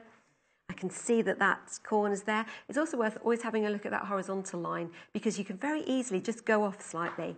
But if you make sure that if you're doing a square, make sure that that horizontal line is going point to point. With the creative grids, it's just worth mentioning, you do actually have the 1.5 inch measurements on there if you want to make life even easier and measuring things up. It's got lots of different features, the creative grids. Yeah, all these different lines do all sorts of things. So, but we're definitely on, just always worth, check twice, cut once, or measure twice, cut once. Always good. Oh, that was always my grandmother's saying. So we go around here. And that's our perfect 10.5 inch one. Hurrah! There we go. Fun. You can do it's fun. Yes, yeah. And it should fun. be. I love if you doing are doing anything like this, and you said you did this quite quickly. Yeah, and also I didn't really measure anything. I just kind of cut it all by eye, because once you've done a few, hopefully you'll go, well, and the other thing is, once you've done a few of them, you'll have leftover bits. You'll be like, you know what, that could be my next chimney. And then there'll be another bit, and you go, that can be the bit that came off there, that can be a door. So that can be my next door. So you only really need to cut your chimneys and doors for maybe the first couple. And then after that, you'll have scraps to use for that, and you just need strips. And you can really make, this could be much taller and thinner. This Townhouse. Could be, yeah, absolutely. Fatter roof. Your chimney can go all over the place. This can be on different gradients. It could go the other side, like you say. Your house could be slightly that side, slightly this side, in the middle. So there's a lot you can do to make them all different, as well as changing the fabrics with them. We've got a message from Patricia who says, oh my goodness, Jo makes it look so easy. Sometimes seeing a pattern can seem so daunting, so wouldn't try it, says Pat from Haydock. Patricia, I hope that you will now give this a go. What I'm starting to realise with my own preferences is that I like to just make things up. So this is very, very suited to me. And Rosemary says, hi, it's great to see Jo on our screens, and I'm loving the Improv House. I missed the first hour, but we'll catch up on YouTube later. Is there a... and then you ran out of letters. Is there, I don't know. Is there a what? Rosemary, you need to message back. Is there a... We may never know. Unless she messages back, in which case we will. So we've done a house. So we're gonna get ready to do a house with another story next. Okay. Okay. I'm going to leave you there Yep, for a second. I'll lay Don't this go all out. anywhere. Don't go anywhere because I want to show you everything that you're getting in the bundle. Now, that's what it's that you get enough to do all of that. So we're about to do the little the house with another story. Not as in like a tale to tell, as in like, you know, ground floor, first floor. We're getting technical. Some in the others were bungalows. Yeah. Oh. Let's do that. Yeah. Dark Bungalows? Bungalows. I don't know what a bungalow is. Who knows? Dungarees crossed with a house, clearly. Now, step-by-step instructions for those of you that go, improv, that's scary. Left to my own devices, don't worry, you can follow it with absolute measurement, precision by, if you want here, or precision by precision. I'm just making up words in your in your bungalow. Oh dear. This is your improv house. It's really far easier than I'm making it sound because I'm making up words. Here we have your wadding here. This is 100% cotton, very lovely, lovely and warm. And also, you know, if you are making this for someone younger and you want to use that lovely natural fibre, then you've got that there. You get all of your fat quarters here, 8 fat quarters from Dashwood Studios. In fact, Dashwood Studio even cut these for us, which is very nice of them. Just for us. They went, here you go, sewing quarter. They don't do that for anybody else, you know. But they did cut these just for us. And here they all are in those beautiful tones. Now, to complement those tones, we have got for you the spearmint, which I believe is the edging. Then you've got your mercury, which is the sashing. Getting these terms. Look at these. And then your backing is in the coral. And you get your thread. $55.95 for the lot. Awesome. Now, if you want to watch this on YouTube, because a lot of you, I know, will want to watch this back. If you want to do that, brilliant, absolutely. Remember the date. Our shows on YouTube go by date. Date by date. So remember the date. I don't even know what day it is today. What date is it? It's the 15th. 15th. So just remember, it's the 15th of July. Like I can't. Don't be like me. Remember it, and then off you go. Lynn says, a great demo, Jo. Definitely going to try improv now, says Lynn. Yay. Yay. Half the stock of the house has gone. So $55.95, please do grab it. You know, it's the house market. It's moving fast. Yeah, very good. You can have quite a lot of fun with this. No estate agency fees. Brilliant. So we're going to have a go at making, we're just going to add one more strip into this. And now you've done that one. Hopefully this one looks really easy to you because you've done the garden, you've done this strip here, you've done this part here. All we're adding is this bit here. So this is an added extra. Yeah, we're not going to add it as a whole strip. We're going to add it as part of the house and then we put the backgrounds on. This is, because you had so much fabric left over. Yeah. Do you know what? Do a cushion, do another house, do a wall hanging, do a sampler, do whatever. Now, what you might like to do, I was just thinking, for anybody who likes to embroider, they might then want to embroider flowers and do a little garden. And if it was like a new house present, you could actually put the number. You could embroider the number on there of your friend's new house. So yeah, get really creative with this. $55.95. HAGC 49 gets you that. Please check out your baskets because it's going fast. Okay, so what are we going to do? We're going to make some windows. Okay. And you could have fun with this as well. Actually, I've done once before where not only have I had windows, I've put little bits of curtain either side.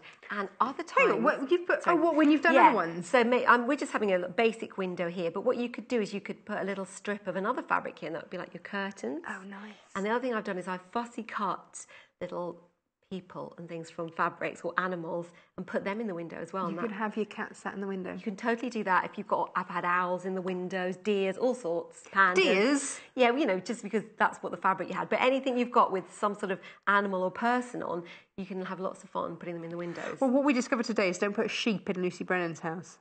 She would not like that. Right. Oh, okay. She's got a sheep phobia. That's worth knowing. Said with quite an evil cackle there, Jo. They are friends. It's fine. Oh, bless her. She has nightmares about them. Gosh. Oh, well, Yeah, yeah. Because my strange days continue, you see, with the kamikaze sheep this morning that kept wanting to jump in front of my car. Oh, that's right. And then we had the whole giraffe stuck in your door, in your car door. Too. It's that animal. And then we'd be discussing budgies a lot. There's a lot of animals involved a lot of budgie here. talk in the office at the moment because producer Hannah's got her first budgie, Bowie And the budgie. Jo's made these beautiful budgies, which I saw. They're gorgeous. I think that might have inspired Yeah, they're Hannah lovely. to go and get a real budgie. Has that been on the show yet? Yes, Wow. yes. I'm going to have to look that one up. How many days afterwards, producer Hannah, did you then go and get a budgie? So, the day after. Well, definitely inspired by them. Could have just made one of those and just had a little cuddly budgie that doesn't, do anything or need taken care of. Yeah, but I think producer Hannah is on a roll. She's going to make this budgie talk. Yeah, good. She is sat on her finger. This is progress. Not now. And no, not now. No, she's producing the show now. Although, if she sounds a bit distracting, maybe he is up there. I don't know. We'll listen out for that. I don't know if we could have an office budgie. That'd be nice, yeah. Well, over half of this kit has gone. So you could put a budgie in the window. Parrot, Yeah, deer. Yeah, budgie in the window. Yeah, $55.95. Didn't he get stuck on the blinds? Or just didn't want to come off the blinds? Oh, he got scared on his first solo flight. He didn't want to come off the blind. She's like Mummy Bird. She's teaching him to fly and all sorts. It's amazing. It's a beautiful thing. So I've sewn this strip together. Yep. Now, is this sort of an insert into that middle strip? Yeah, it's going to go above the bit that I'll show you. It's going to be sandwiched. So that's what I've done here. I've just sewn those together. So basically, we've got our two windows, the orange bits, and then we've cut some bits from the house fabric, and then we've just sewn them between. So you've got this like sandwiched windows with spaces between them. And I've ironed them so the windows are slightly set back. Going about this. So then I've got some smaller strips, and what we're going to do is we're just going to sew them either side. Again, they're not so they're over, they're a bit bigger, but that's okay because we're going to trim, as you saw how we trimmed it all down. So you might want to use a ruler because when you sew these bits together, they won't be absolutely straight, even if they started off that way. So you could trim that down. I think I'm getting away without it. This is an improv that you can play around with it as much as you like, but actually the detailing for you is in set the windows back a little bit. Make sure that the door is inlaid properly. Please make sure you check out your basket because it's going far. $55.95, and that's for the whole thing. You don't have to get anything else. That's the whole quilt done. Wadding, backing, binding, everything. It's all in there. Instructions, everything. So you can follow the instructions absolutely, precisely, if improv scares you, or you might just do one and go, yeah, I've got this. Yeah, Give me that building site, and I'm I hope off. you really get your imagination going, and you start to think about what you can do, and then on from there you might do other quilts with all sorts of different. I've done them with garden paths coming out of the garden as well, so you can add bits in like that. Could you do smoke coming out the chimney? Well, that would be a nice thing to embroider on, wouldn't it? Yeah. I think? Yeah, do all sorts. Well, just because at the very last couple of minutes of the last hour, Lucy started to show us how, with her bias binding, to do the curly tail on the balloon. So I was just thinking you could have a wisp of smoke coming up. Yeah, could you totally. play that on? You could, yeah, you could. Be nice to maybe use some felts to. Oh, so different textures in there. Yeah, sort of slightly woolly. So there we go. Once you start going, you're really gonna enjoy this. Got a nice little bit of slight wonk there, and we'll just say Adding to I the intended charm. that. Yes. So, and now we're going to put this on top of here, and obviously, it's a bit bigger, but don't worry about that. We're going to trim all that down. So this is the house. This will be the house finished, and then we can put the background either side. No building regs required here. That's the nice thing about it. No, exactly. Because it probably wouldn't get through building regs, I don't think. None of these and we would. haven't had to wear high vis or anything to get it done. It's all good. Oh, you want to Yes, iron, last don't you? iron, yeah, before we... Yeah, absolutely. Okay, so we're going to trim this now. Just trim the sides. I feel like we're having a little dance this morning, Jo. And it's looking lovely and wonky. This is good. Now, you know, a lot of the time when you're doing patchwork, you don't want to hear that, but it's good for this. This is, I think this is... Wonk is good. This would have been a great first one for me because there was a lot of wonk going on. Yeah. But like you say, you know, once you've learned how to do these things, you can break the rules. Yeah. Penny in Devon says, hi, will you be having the Improv quilt instructions as a booklet? Says Pen. You get the instructions in with the kit, so that's coming in with it, but we don't have it separately. So just as is, you have to get the whole kit. But it was in... the original one was in Love Patchwork and Quilting. So many moons ago. You can still get digital editions and things of that. So that maybe would work. So what I'm doing now is we're having the slants. Oh, it's coming the other way. Other way. So I've got this strip for the background, and I'm just, again, cutting them just by eye so that we put this either side. I'd actually kind of slightly run out of this one, so I'd pieced a bit there, but that's fine. That's doesn't matter. All adds to it, doesn't it? Doesn't matter at all, yeah. No one will know. Well, I will now, apart so from just the told you. Apart from a few of us. They won't say anything. They're very good at keeping our wonky secrets. It's all good. Okay, so that's one side. Excellent. This will come together very quickly. Good. Hope you're going to give it a go. So, well, no, very much. I think this is something that I could really do. This is feeling very achievable. I am new to quilting. Not new to sewing, to say, but new to quilting. Very addictive, so just be warned. Well, I have 2 finished quilts and 4 part-mades. Well, that's great. Well done. And but you see, the thing is as my skills get better, the ones that I haven't finished yet, you kind of go, Yeah, I don't like them so much now. No, I could do better than that. But I'm making myself finish them all off. Good. Because I'm not going to have Well a done. cupboard full of UFOs. It's not going to happen. So I'm going to just press this, and then we're just ready for the roof, which I've prepared earlier. Here's a roof I made earlier. Brilliant. So that can go straight on. I just did that exactly the same as I did for the other ones, but we're just cutting slightly bigger pieces because this is a bigger block. This is going to be a 14-inch block. Right. So, you know, it's slightly wider, slightly longer, but everything else was done the same. Stitch this on here, and again you can decide where you want that to go. I don't want it in the middle. I don't like symmetry very much. Why have symmetry when you can have wonk? The trouble with symmetry is that if there is any wonk, your eye is drawn to it. Yeah. Whereas if the whole thing is wonky, happy days. That's true, and I think that's the thing with improv. You've got to look like you meant to make it improv. If you do it too tentatively, it can just look like you just didn't do it very well. Yeah. So you really want to kind of make sure. Embrace the improv. Yes. Yes. Totally. Well, this is what Lucy Brennan and I have had many a conversation about how actually sometimes random is far more difficult to achieve than regimented. Yeah, it can be, yeah. Yeah, but that's why it was interesting to hear how she got a random effect that looked great in her earlier log cabin. And it's picking up these tips and hints as you go along. And that's why it's very freeing, actually, with this one, to have it, doesn't matter. Doesn't matter. Absolutely. I won't just iron that just yet because we don't need to. So the last thing that's going to happen is we're going to get this. Autumn leaves on the floor.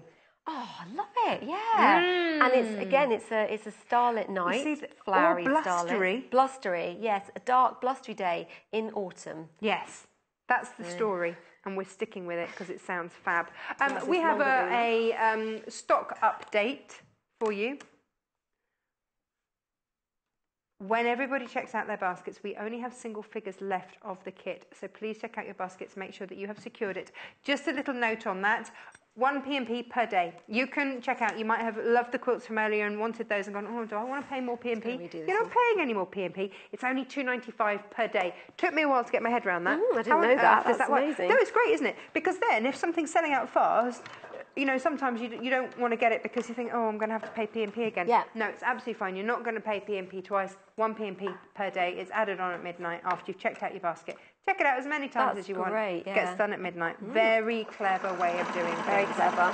Which means you never have to miss out on your favourite things. just redoing, slightly taking that in a little bit there, which is another thing you can do, because when I looked at that, I thought it's not quite hanging straight, so I've just sewn slightly a bit more there, you know, so don't worry about doing that. That's not a problem at all at home. Be quite free and easy with that. So we're going to finish off this garden with the beautiful leaves. And we'll do the same thing here. We're going to lie this across. We're going to get this at an angle. So you'll see that you might have to sort of lose a bit more of some things than others, because we've got to make sure it's in line, but also we don't want to shift that along a bit. Do you have to then move that down to then come in with your backing? Because we don't want to. We want to make sure that you know this bit underneath is you're not going to cut a bit. It's got to overlap completely. So, but quite happy with that. If I wanted to, I could make it more that way, but I'd have to, you know, scooch that fabric up. Scooch that up. And that's probably enough. This isn't one that's going to take yonks and yonks, it's is it? Really quick to do. Because you see, my quilts, this is what has driven me with my quilts, is that I'm starting my yoga teacher training. Oh, and so I have a lovely idea of having all my yogis relaxing at the end of a yoga session under a handmade quilt. Oh, how lovely. So I want everybody to be able to have a handmade quilt. Not to take away, obviously I have to leave it. But that's the dream, you see. So everybody gets that inspiration. We had Sue earlier that said her daughter's just moved into her first house, so she wants to make her this. For that. Great idea. Does that make sense? Yeah. But, you know, everybody has their reasons, don't they? Or maybe it's sometimes just for the pure love of quilting. Absolutely. And, you know, lots of people that do make a lot of quilts, you know, after a while you've made them for everyone in the family and you've covered every surface in them.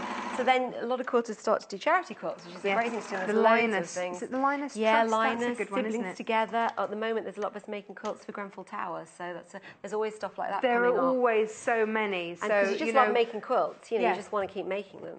So. You know, and if you do know of any, then it's, you know, share that knowledge, because we hear of some, we don't hear of them all. There are lots. Yeah, there are definitely out there. Lots of needs. And a lot of generous quilters, actually. Yes, who give not only the fabric but their time as well. Quilters tend to be very nice people. I've noticed this. I have noticed this. Now, what we've got here, and luckily it does work, is it's going to be trimmed down to 14 inches. Hurrah! So you might have a bigger ruler that you can do that with, or you can use this one, but we can't get all the way round, but we'll still work it out. So I'm just going to trim this now. You can't, if you've got, that's why I think you can get a 15-inch one. I think that's what I need next. What would happen if you use? Oh, you don't have to use it. You could, what you could do as well is you could just lay it on your mat, and you could do using your mat, and so 14. You could do it here, and then you could turn it around. Totally do that way as well. But I've just got used to using these rulers really. So let's have a look. Probably will need to do that. Let's see. So if we put it on the mat now. Go right to the edges here. We want this to be 14 inches. Pretty much is one way. Good, yeah. So we'll just take this off here. Oops. Yep. A little bit short there, but that's okay. Can be 13 and a half. No problem at all. I guess the thing is, you could always put a sashing all the way around it.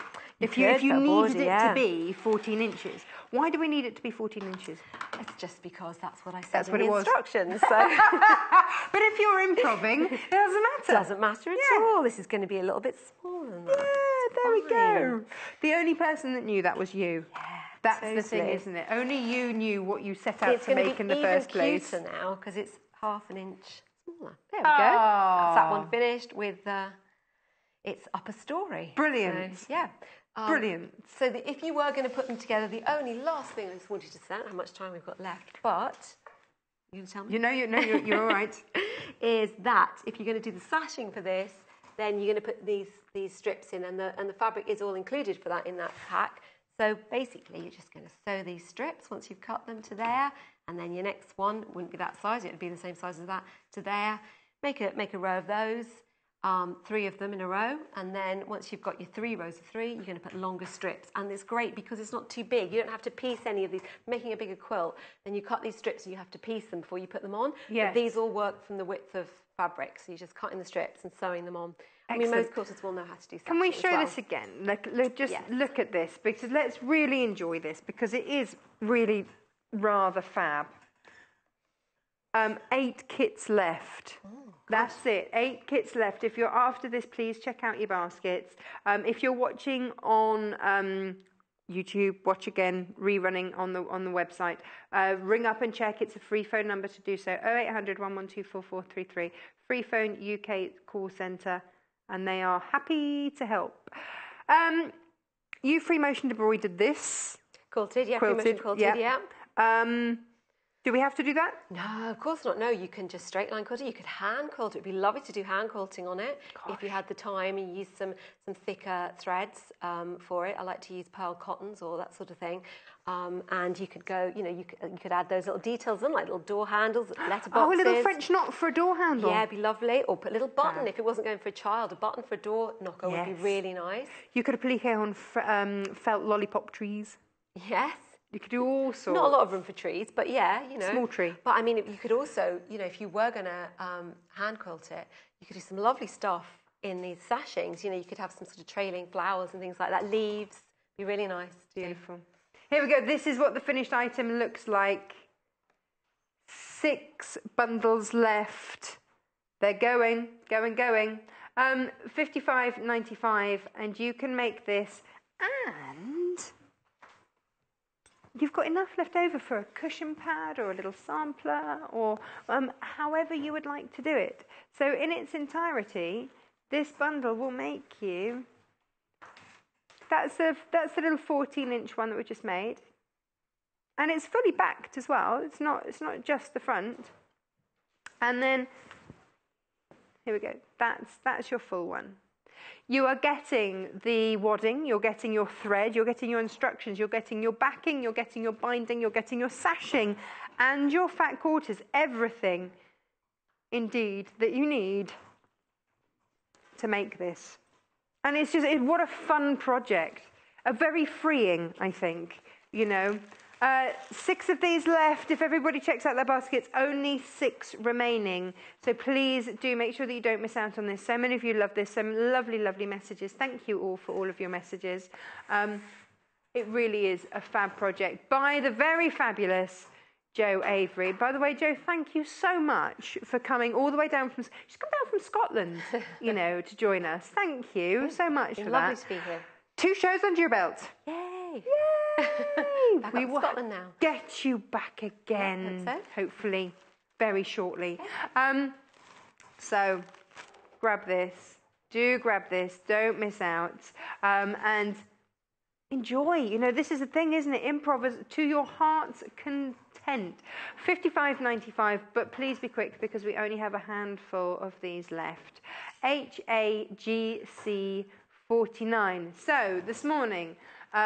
we started off with cathedral windows. It's very architecturally based, isn't it? Now we've done houses. Next up, though, what every home should have. What makes a house a home? Possibly a cat. So we've then got our quilted cat coming up with Lucy Brennan after the break. So don't go anywhere. There's lots still to come. Follow us on Instagram. Search for our Sewing Quarter page and follow us to get our latest posts.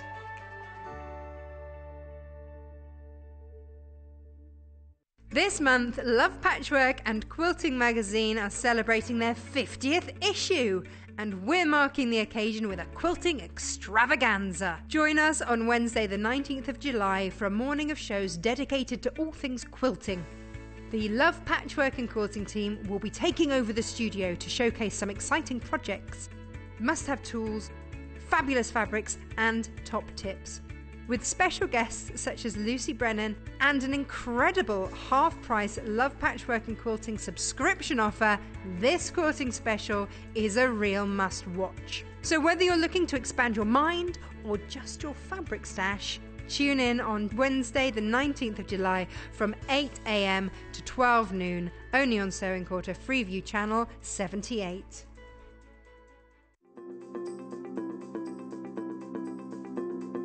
So So today I'm going to be showing you how to sew a satin stitch. This is basically a line of straight stitches covering an area, let's say a petal, and they'll be parallel and adjacent to each other, giving you a nice satin finish. So I'm using embroidery thread, and I do have a knot in the end just for the purpose of this demonstration. So I'm going to be taking my needle from the back to the front of my work, and I'm just going to sew a simple square. So I've done my first line of stitching, and you can see that I'm coming in very close but not through the same hole that I did before. So my next line of stitching will be parallel to the one I've just created. Just going to keep doing that.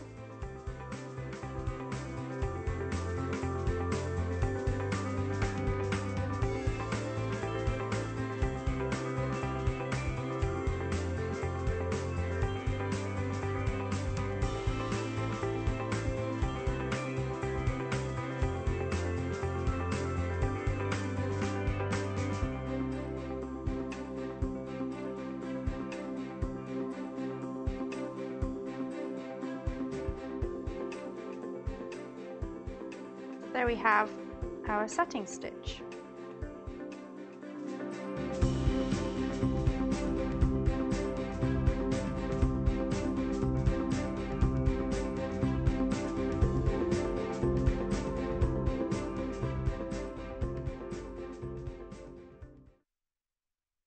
There are 6 days till Christmas, and you won't be needing those festive sweets once you've sampled our fabulous festive treats.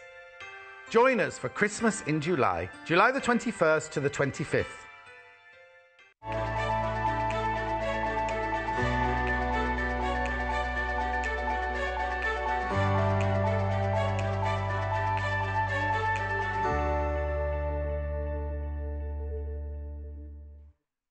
Hello, welcome back. This is our last live hour this morning on Sewing Quarter. I hope you're having a fabulous Saturday.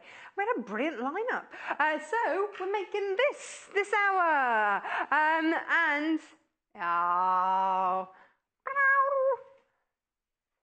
Every home should have a cat. Oh, apart from producer Hannah, because she's allergic and she's got a budgie. Everybody else should have one. Yeah. Now, the inspiration is in the Quilting in Black and White book. And here it is, $15.95. I don't know why it's called a booklet, because it's pretty much a book. But you're getting 16 different styles. Let me move the stand out of the way so you can have a good old look in here. So if you want those stunning monochromes, then this is the book for you. And then you get that wonderful splash of colour against that background. Dramatic impact. Yes, that's what we're going for today with the cat. Everybody loves a cat, apart from producer Hannah, who's allergic. Everybody else does. I don't think she doesn't like them. I think they just make her cry. This is the cat at play here. This is what we're making. Lucy's back with us this hour. Yeah, have you got cats? I do, I have a black cat. She's got a black, oh yes, there we go. The inspiration, it's there, it's all working nicely. So $15.95 gets you all of these. I love this, is a lovely wall hanging, isn't it? Great gift for someone that's a cat lover. Night and day, you've got all sorts in here, lots of other ideas. 14, in fact, other ideas in here. There's loads, isn't there? I like that one. Very nice. Well, there are so many that I like. It's difficult to choose. Oh. There's some with a real good splash of colour. We'll have a closer look through this. It's all beautifully laid out so that it's very easy to follow. $15.95. We have got 3 different options for you. The one that you can see there is the black and white monochrome version. You get half a metre of each of the fabrics, and then you get 1.5 metres of the black. So you get lots and lots and lots, 4 meters in fact, for $31.45, and you're also going to get your thread in there as well. So you've got a black and white thread in there. GZGC24, and again, this is going to do the front. Does this back it as well? This backs it as well. You then decide what wadding you want in the middle. Now, maybe you want to make this for a boy or a girl, or just someone that has blue in their interior, in which case you still have your black for your black cat. You're not having some weird coloured cat. You still get your black cat. Is it good luck if they cross your path with a black cat? Yes. 1.5 meters of your blue here. This one is your backing.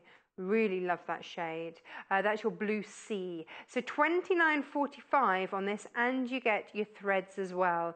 So if you're after a blue one, here it is. $29.45. Now, ooh, I like this one. Purples, greys and black. Look at this. Very nice. I do like a purple and a grey, or a purple and a silver together. I really do. There are your threads. Again, you get your black for your cat. Now, it's your lilac. What's it called? Lilac. Mauve mist is your background, is your 1.5 meters backing, 0.5 meter of everything else, and you're good to go. $29.45 for your grey and purple. And we're making this today. Ta-da! Love it! Lucy, clever thing. Hello. Hello. Welcome back. Thank you. What's your cat called? Amber. Even though she's black. Yes, she has amber eyes. Okay. Yeah. Fabulous. My black and white cat is called HP.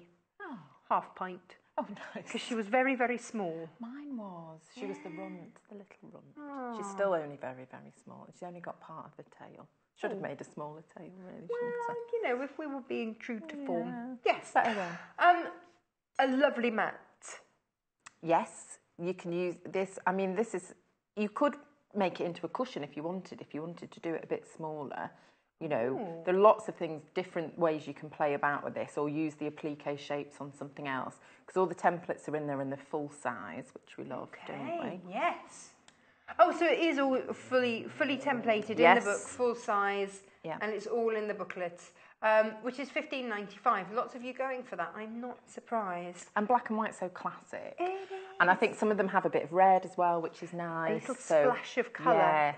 Yeah. So we've given you 3 different colour options. You've got your black and white, you've got your blue, and then you've got your purple and silver options. It's entirely up to you. They are now all on the website for you to pick. So black and white, the classic, is on your screen. The 31.45 is there, which is the one that we're using today. It is. Where do we start? Well, you will have some left over of the prints as well. Okay. So like the musical notes one is a really nice musical notes. Yes. You know, it works really well in the quilt, but it's nice to have some of that in your stash. None of the designs are overpowering, are they? No, they're really nice, and the dots are nice. There is a pattern within the dots. It's sort of like scallops. Yes. Which is lovely as well, because it gives a bit more movement than if you just had the solid dots. Yes. So I really like that scallop print as well. So to start off, today I'm going to be making the ball. Of course. Because... Well, actually, that looks like the most complicated bit. Yes, it is a little bit complicated. It's a bit different. It's a bit of a different way of doing the piecing and then appliquing. And the cat's quite straightforward, because you just, in the template, you have the cat body and the tail, and you just stick them together, and then you trace that out. So there's your cat body. You then need to pin the tail on the cat. You pin the tail on the cat. I mean, it could be a kid's party game. It could. As well, indeed. you know. Lots of uses for that pattern. Absolutely. Multiple cat tail uses. But in this case, just stick the cat tail on. Yes. And then bond a web. Yes. Or your heat and seal. Yep. And off you go. As we did earlier. So for that technique, see the balloon hour. Yes, exactly. And it really is just the same. And then I've just... done that as a raw edge, so I've just done a top stitch essentially all the way around. So it will go a bit furry. I thought that's quite nice. But then the ball I did with a blanket stitch again. Yes. But I'm going to show you how to piece the ball and use the templates, because that's sort of the most complicated part. And then essentially you're making a rectangle log cabin to make the borders. And then I'm also going to demonstrate squaring up a quilt, because it's not something we show. You're right. Often. It's not. So I'm going to square it up, and I'm going to show you how I make binding and sew binding on as well. Hemline, heat and seal, iron-on adhesive, $4.95 down the bottom of your screen, so that you can do your cat and your ball of wool. Otherwise, you're going to be in a bit Bit of a tight squeeze Yeah. trying to sort that out. So what are we doing? I'm just making a start because I've got a lot to get through. So for the ball, it's made up of 1-inch strips of fabric. Oh, okay. So you're just sewing the strips together first of all. So Do you need to keep ironing you're doing in between? it. I'm just going to sew the strips and then I'll iron them all. I think that's okay. So long as you're keeping it out of the way, it's okay. Because it's just the straight line, you know, it's all going in the same direction, the straight lines. Now in the book you get full instructions. It's like a ball by numbers. Yes, it is a little bit. Because it's showing you which bits to put where. Now this is the photocopy of it because it's got the template on.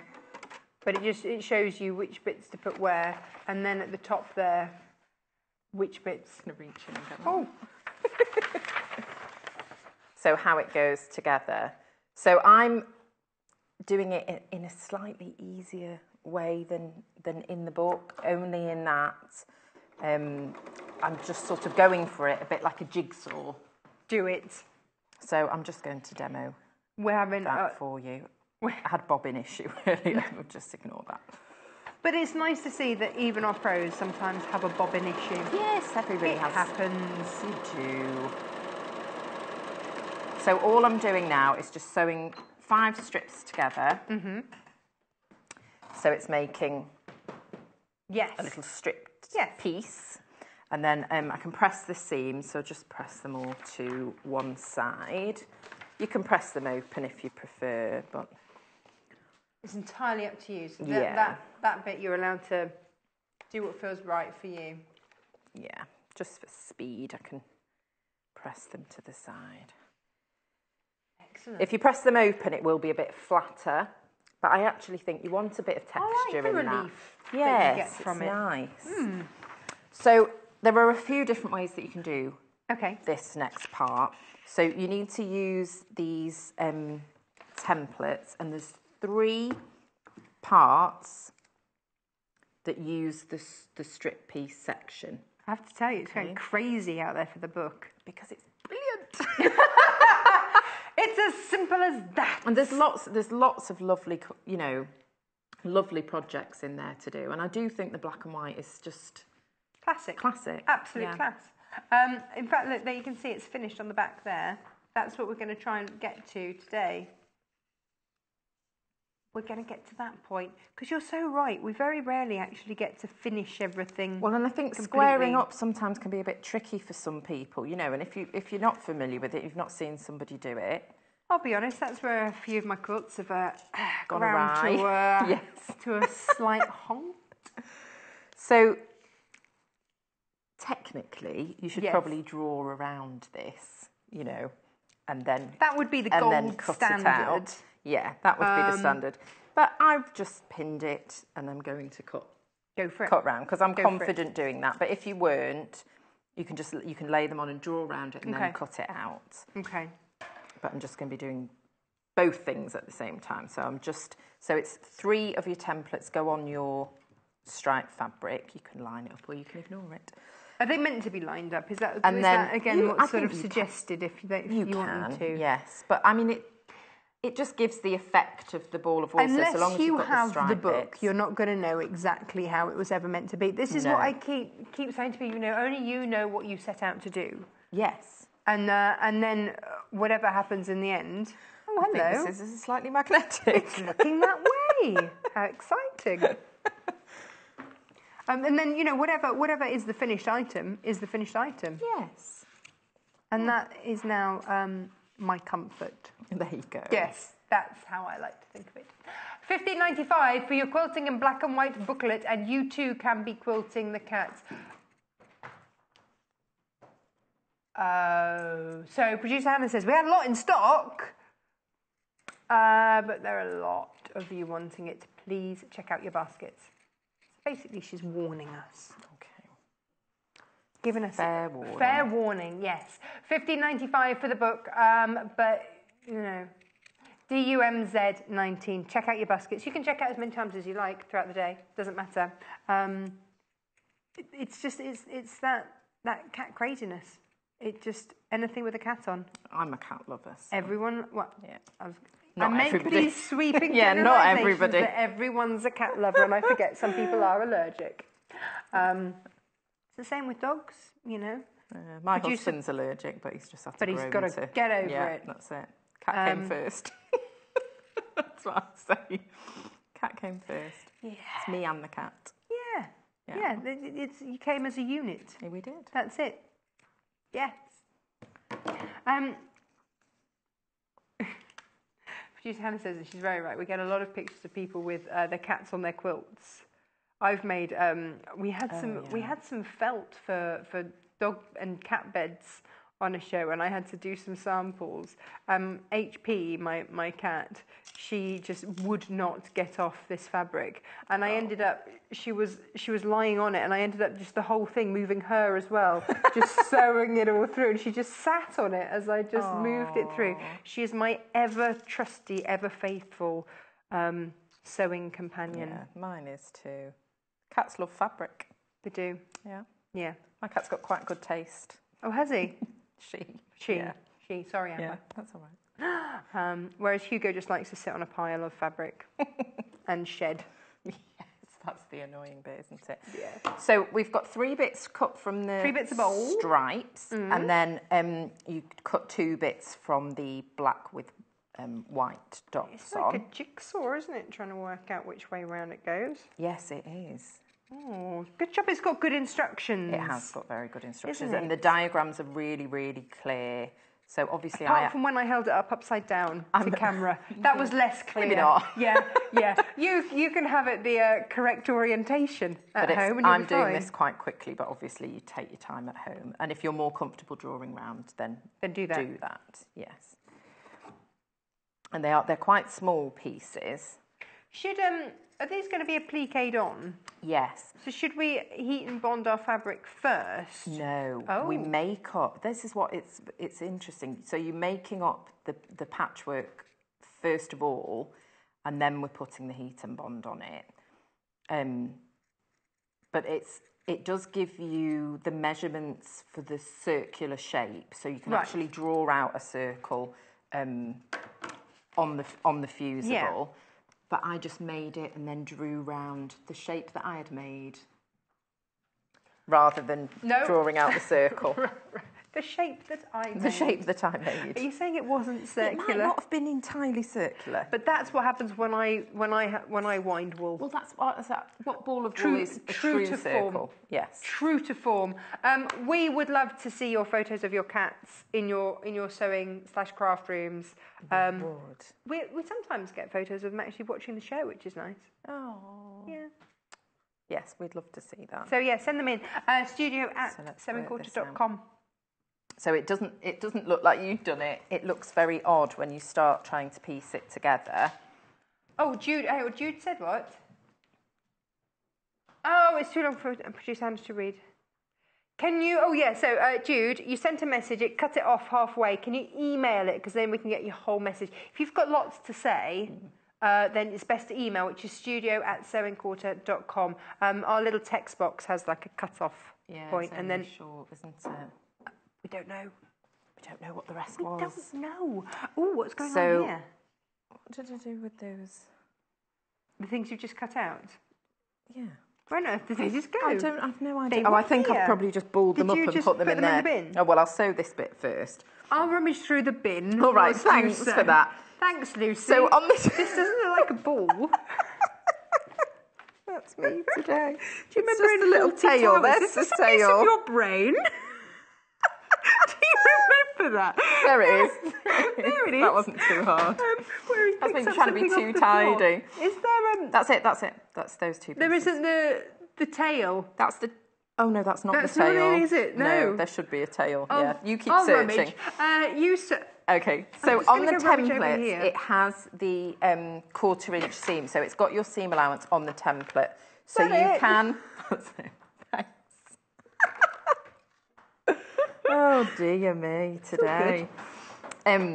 So you can transfer that onto the piece if you want to. So you could draw your 1/4-inch seam on there. Okay. Because I'm just happy to just go ahead and sew it, because I sew 1/4 inch seams all the time. I'm happy just to go to the machine and do it that way. But if you wanted to draw them on, if you're more comfortable doing it that way, then of course you can. They won't, because of the shape, because you've got that curve, it won't meet perfectly when you sew it together. And you don't want to begin at the edge of the fabric, because then when you fold it back, it goes wonky. So you need to leave 1/4 inch. Is this like when you do triangles, you leave 1/4 inch? Yeah. So which we learned about last hour. Yeah, so you want to leave 1/4 inch there. So on the template, it has the seam allowance, and you can see there, that's got that. So that's where you want to start and sew across. I do get a bit of wonk. Can I just trim it up afterwards? Okay. Yes, you can. Good. It may have gone not so circular during my trimming process. I think I'm... The truth is out. My piecing's okay, but my scissor skills require some attention. You're more of a rotary cutter. I'm more of a rotary cutter. Let's say that. But that's not easy with them. It's not easy to do curves with a rotary cutter, particularly, or precise ones anyway. Are a bit tricky. So don't. But you know, the finished effect is still fabulous. So you can see how it's starting. Yes. To take shape. Yes. And then we do the same with the top portion, and again you want to leave that 1/4 inch either side. God, you're bringing back so many memories of Saturday mornings with my grandmother, where I used to have to sit while she wound the wool. Do people still do that? Yes, they do. Yes. $15.95 gets you the book, but please do check out your baskets. Don't just leave it sitting in there, because this is what we're making. It's quite sizable, actually, isn't it? It is, yeah. And we're going to be finishing this off today. There he is with his little ball of wool. Are we going to name the cat? What do you think we should call him? I don't know. Amber, after your cat. Maybe people could message in. Yes. And tell us what to call it. Yes. Then we don't have to think about it. There you go. There you go. Let's leave that responsibility to you at home. Okay, a little naming ceremony for the cat. So it's forming the circle, and there's just that one last piece to sew on the side there. And again, it's just the same process, leaving those dog ears, and we'll trim that back once I've finished. So either side, you've got those little dog ears on a cat quilt. It's all good. All animals welcome. Yes. We've had an email from Sonia. She says, hi everyone in the studio. Hello. On the subject of cats, my friend thought her husband had developed an allergy to cats. Her response was, I shall miss him. Well, you know. True cat lover. Yeah, absolutely. Absolutely. There we go. So we've got our circular shape. So all I need to do is just go round and trim off those pieces without damaging the fact that it's a circle. Don't laugh while you're doing it. That's going to be... it's terrible. It just ended up a bit more like an egg, but I'm okay with it. You get the gist. And then if you've got any, hanging out, you can just trim those off as well. Just be careful, and you don't want to cut into the shape. But there. That's perfect. So I'm going to give that a press. Okay, go on then. There you go. I like how you have coordinated today with your quilt. Was that on purpose? I've just gone very neutral. Well, no, it's working well. Yeah. It's monochrome day. It's monochrome for this hour. Yes. Yeah. Monochrome day for the hour. Yeah. So just be careful pressing it as well. Well, that's perfect. So rather than draw out the circle, which was suggested, and I don't have a pencil. Oh. I'll just pin it and cut it. Okay. So you wouldn't want to draw around on the paper, but you want to get it, I would get it ever so slightly smaller, just so that the fusible's not coming off the edges, because we're going to draw it on and cut it out and then stick it down. Now, we had on a tool show in the week our Teflon pressing sheet. Yes. If you bought your Teflon pressing sheet, I think it's $15.95, but it means that actually you could cut this however you wanted, wouldn't matter. Yeah. That's the joy of it, isn't it? So if you're into your applique, that Teflon pressing sheet is on the website, so you can grab that. Just pop that into a little search bar, and you'll find it. And then there is no problem with that. So you can see I'm not being very exact with that. It's just getting the what I'm rough learning, shape. Lucy, is that there's a time and a place to be exact with your quilting, is. and just be exact where it matters. Yes. Yeah. There's definitely times where you need that precision and making sure that all the pieces fit together, you know, keeping that consistent 1/4 inch seam. But there are just some things that, you know, you don't need to spend as much time on, and you can just get done a little bit quicker. Oh, we've got a couple of cats.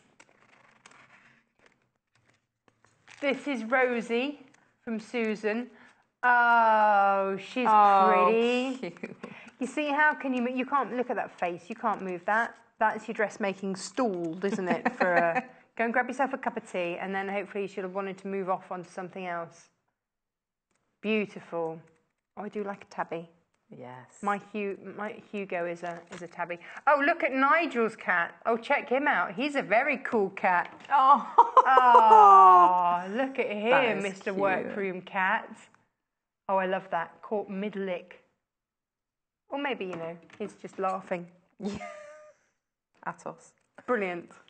At us. Yeah, well, you know, nothing new there. Right, I'm going to fuse these into Go on, then. place. Again, making sure that you've got your fusible round the right way. This is slightly different to our usual heat and bond, which is also available on the website. But this has got kind of a mesh of glue. Well, it's not kind of, it is exactly It is, that. It's yeah. a mesh of glue. So, which I don't know if you can just, possibly not. But, not really. But maybe, if you squint, then you can see it. But it's working well. Oh, I've cut that the wrong way. So you know what?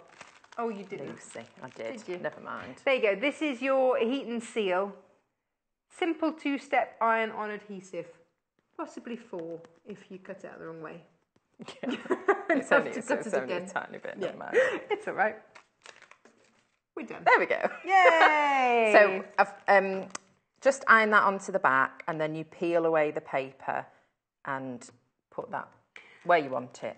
Do you know what actually I was thinking sew about? round. The tail of the ball of wool, I would actually have been tempted to have drawn onto this and then Yes, cut it out and then yes. heat and bond it onto there already. Yeah, you can And do then- that and then cut it out from Yeah. the fabric, yeah. That Because it is a saves- little bit fiddly, that little because piece. that I understand that you have to do that afterwards, but the other one, Yeah. there's nothing to stop you. Make No, life no, easy on no. yourself. Yeah, just copy it out. That's a fabulous ball Trace of it wool. out. So there's my ball of wool. Well done. So for the piecing, you're starting out with your plain fabric in the centre, and then you piece the border strips log cabin style, so sections at a time, and that all the measurements for that are in the book, and it's Excellent. very clearly labelled where you're putting each I'm piece. going to go and go through all the bundles, and then we're going to come back and do Okay, the next perfect. step. So come with me. I'm taking the book. This one isn't your one, is it? You should have seen Lucy after the last show. She was straight over there to get her book. No one was having that. Very protective of her books is our Lucy. When she's got a good book, she's not letting anybody else have it. Here is the book, Quilting in Black and White. You are going crazy for it. Absolutely. I don't blame you. It's fabulous. It's that simplicity, isn't it, of the black and white. But then you get that sudden splash of colour in with some of these items. So it's a lovely one to have. As you can see, very clearly laid out, easy to follow, great instructions. There's the cat. Full-size template, no messing around with anything. In fact, the templates are all at the back, I do believe. There's your day and night. I love that on the piano. Works so well, doesn't it? Lots of... Look at that. That's a bit good, isn't it? So whether you're going just for your monochrome or whether you want just a hint of colour with your birds, then it's entirely up to you. I mean, there you go. There are your birds. So you do get all your patterns in here. Look at that. Whoa. Look at that one. There's so much in here. All very... Look. Oh, I like that. That looks like some sort of ancient flooring, doesn't it? That's brilliant. Then look at that. Oh, lots of fun to be had with this book. There we go. So, $15.95. There is a conversion chart in the back as well. A lot of them some of those are in American measurements for your conversions in the back there. There we go. Now, let's have a look at the fabric bundles for you. Monochrome and lilac level pegging on this. Okay, so let's do monochrome. Let's go the classic monochrome as Lucy's made it. £31 and 45 pence gets you the monochrome. So the way that is working out, 1/2 metre of each, and then you get 1.5 meters of your black there. 31.45. GC24, that's your backing as well. You're getting a full 4 meters of fabric in there plus 2 threads. Excellent. Now, the silver and purple, lovely. And you even get silver and purple thread in there as well. Loads of you going on with this. All 100% cotton, 1.5 meters of your mauve mist backing there. You've got your spot-on fabrics, you've got your grey, you've got your black for your black cat. Very nice. Although if you've got a silver tabby, there's nothing to stop you from doing the in there. Here we go. This is your blue option here. I like the blues in this. Your blue C here is your 1.5 meters backing. And then you've got all of those lovely blues all working a treat. Threads to match as ever there. And your black for your cat. $29.45 UDGC 24. Lovely. 4 meters of fabric in these. 4 whole meters. There's loads in there. Loads and loads. I'm going to take the book and I'm going to come find you. Hello. Hello. Now, what's going on over here? Okay, I've had a little tidy. Oh. And I've just trimmed a little bit of the quilt just for time purposes, but I've left this area so I can show you how you would do it at home. Right. What size does this end up being? Let's have a look. So I don't expect you to remember it off the top of your head. No, I think it's 30-something by something. 34 by 26 there we go. Inches. Yes. Cat at play. Excellent. Squaring off. Squaring off. That's what we're doing. Yes. I know it's something that not everybody loves doing, and it can be a little bit tricky. I definitely recommend having the long ruler to do this. What size is that? Because it makes the job so easy. This one is 24.5 by 8.5. Okay. Or you can also use the 24.5 by 6.5. So long as you've got that length. So it's all about the length. It makes it a lot easier. If you have a wider one, it will help, but it's not necessary. But I wouldn't have a very thin, you need a bit of width, and the length is really important. So when people hear squaring up, some people think you need a square ruler, but you don't. Oh, no, good point, actually. Yes. Yeah. Yes. You don't need a square ruler. Having the length is far more important. Okay. So once you've done the top, you're doing your 3 layers and then you're quilting it. How have you attached this top? Is this already quilted? Yes, this is already quilted. Right. And I spray basted. I'm a fan of spray basting. I'm a fan of spray basting too. too. No, you spray bases on the website. We've got 404 and a 303. One is a permanent repositionable and one is a temporary adhesive. So you decide which one. I go for permanent. Let's not mess about. Okay. I do the temporary so that it washes out. Okay. Yeah. Everyone's got their ways, haven't they? Yeah. So you've done that and you've quilted it. Now, during the quilting process, depending upon how heavily you've quilted something, it can shrink in. Right, yes, I'm with you. So when it comes to squaring up, I wouldn't worry too much about getting it the exact size that it was in the pattern or in the book. Right. That's not the purpose. The purpose is to make sure that your edges are even and square. If you're trying to measure it and yours is off slightly, you're going to enter into problems. So I don't worry about that too much. Now, if you're doing it and you're squaring it up and you've got borders, you obviously want to try and keep those borders the same. Yes. So you might actually be better trimming it back a bit more. A little bit more. Oh, okay. Yeah, just so that it looks neater rather than having it lopsided. Yes, I'm with you. Yeah? I'm with you. Yes. Okay. So when it comes to Although that squaring could be your up, design feature. it could be a I'm design feature. big on the old design Yes. features here when things go wrong. When it comes to squaring up, you don't want to rely too heavily on these being perfectly straight. Okay. Okay. So I'm starting on a corner where I've done no trimming whatsoever at this point. So this, this as you would start. So what I like to do is try and line up the bottom, but you can already see there that's not perfectly straight. And then I'll look at the seams. So it might be that the ruler's off or that I'm off. But what I want to look for is getting it straight along the seams so that it looks straight. Yes. So all the way along. So some of your seams might be off slightly, but as close as you can, get it. I mean, you might not have any straight seams to line it up with, in which case you don't Happy need days, to. doesn't matter. Yes, it doesn't matter. But if you have, visually it's going to look nicer if those line up as well as the edge of your quilt. But so I want to line it up along here and line it up along the edges. And what you will find is there may be places where it's shifted across.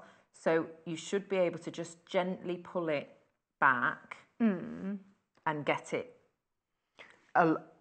even with the edge of the ruler. Is gentle the key here? Gentle is the key. Don't yank it so that as soon as you let go of it, it pings back. It won't work.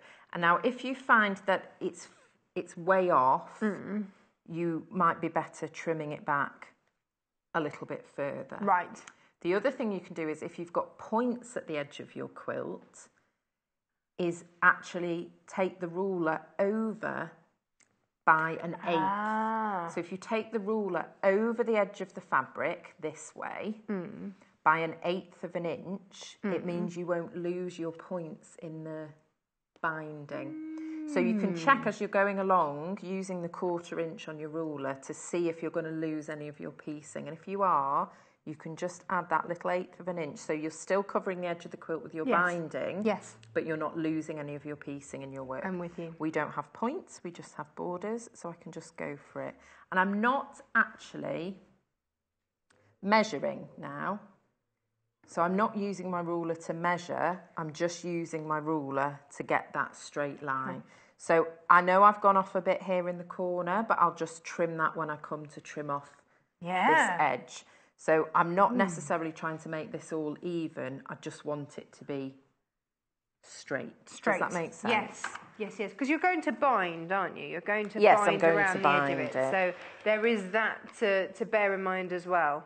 So I go as far as I can go. So you can see I've got a little bit there. It's okay because it's going in the binding. I'm not worried about it. Don't give yourself a hard time on this. This is the thing, isn't it?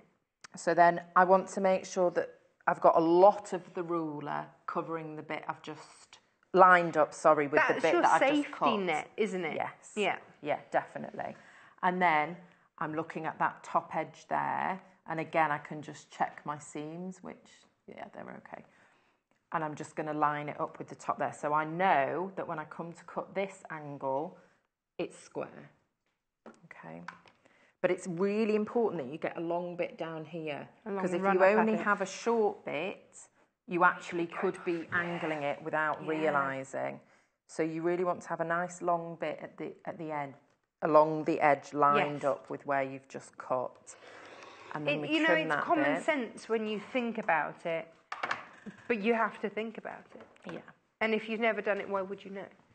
But I would never worry about the measurement too much unless you're, entering it for a competition or it has to be a very, very specific size. If it's fractionally off, it's better that it's squared up than it being a well, you see, particular this size. is where we're all panicking a bit in the office because of our maker block. Very precise. We've had a lovely comment that says, this morning has been one of the best shows ever. Been glued to the telly. That doesn't come with a name, it just says customer. Aww. So thank you very much, customer, whoever you are. Whoever you might be. Might just be producer Hannah upstairs. Wherever you are. Having a lovely time. She's so excited by all the quilts she wants me to make her. Yeah. Or she's going to make. Well, you know, she has a machine. You need to see her top that she's made. It's lovely. Oh, no, I haven't seen that. Oh, beautiful colour blue. So you can see I've just caught that little bit that I had in that extra bit I had in the corner, and that's okay. Nobody and again, there should know. might be little because I forgot to mention, when I'd finished, because I've not quilted edge to edge, my quilting is here, so I haven't gone a lot over the borders. Oh, I'm with you, okay, yes. so I haven't gone off the quilt. I just did a top stitch to hold that fabric down before I'd cut it off. Okay. So that's actually attached to the quilt. That just helps keep it nice all and of a neat sudden, as well. How different it looks just being squared off. Yes, yeah. Oh. And now you can see why it's important that you have the, I can see why extra backing and wadding as well. Why this is an intimidating part for some people, because this is the time, isn't it, where it's make or break. You've gone to all that trouble to make all this beautiful quilt. That's why I think having something like your Creative Grids ruler. Yes. So because you don't want to slip at this crucial moment, you've gone to all the bother of making a stunning quilt, and then because you have an inferior ruler, you slip and cut straight through the chop off a paw or something. And for me, it's a very difficult thing to do with scissors as well. It's difficult for me to get that accuracy. Would anybody do that with scissors? Probably some people might do, but having that long ruler and the rotary cutter just makes the job really, really quick and easy. Yeah. So I'm going to move on and do binding. I'm just going to tell you about the lilac bundle. Let's have a... Is this going into the lead? Ooh, there you go. We're lilacking this. It's the end of a long morning. 29:45, CLGC 68. Apologies. It's one of those nights last night. I was still awake on midnight, panicking about the fact that I had to be up in less than 4 hours. I do the same thing. And it's like you get yourself in such a state. And then I wake up at 3 o'clock in the morning and I'm like, I don't need to be up for an hour. What's happening? No. So words have eluded me today. I'm blaming sleep deprivation entirely.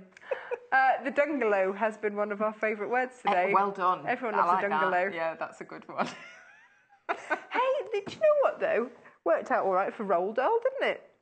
He made up words. Shakespeare was another one. Made up a whole load of words. I'm not obviously comparing myself to Shakespeare. Obviously. I'm going to stop the comparison The Dungalow there. poem. You have a sonnet for next time. You can work on that when you go home. The Dungalow. When you're less sleep deprived. The Dungalow Chronicles. Right. I'm going to do binding because I'm going to run out of time. So for binding, But you move on to that, not that we're running out of time. For this quilt, it's 2 1/4. So most of the time if you're doing mini quilts, you're doing double fold binding and cutting these strips at 2 1/4. Right. Okay, this will become clear. So I've prepared the binding for the quilt, but I'm going to just demonstrate how I get to that point. Yeah. So I'm using 2 1/2-inch strips. That's what I would use on a regular size, on a larger size quilt. Does 1/4 of an inch make that much difference? It does. Some people prefer to bind full-size quilts with 2 1/4-inch strips. And people use different sizes. Some people use single fold, some people use double fold. I've just got in the habit of using double fold. Although I might try out single fold, having had a chat with Jo earlier. Oh, really? Yeah.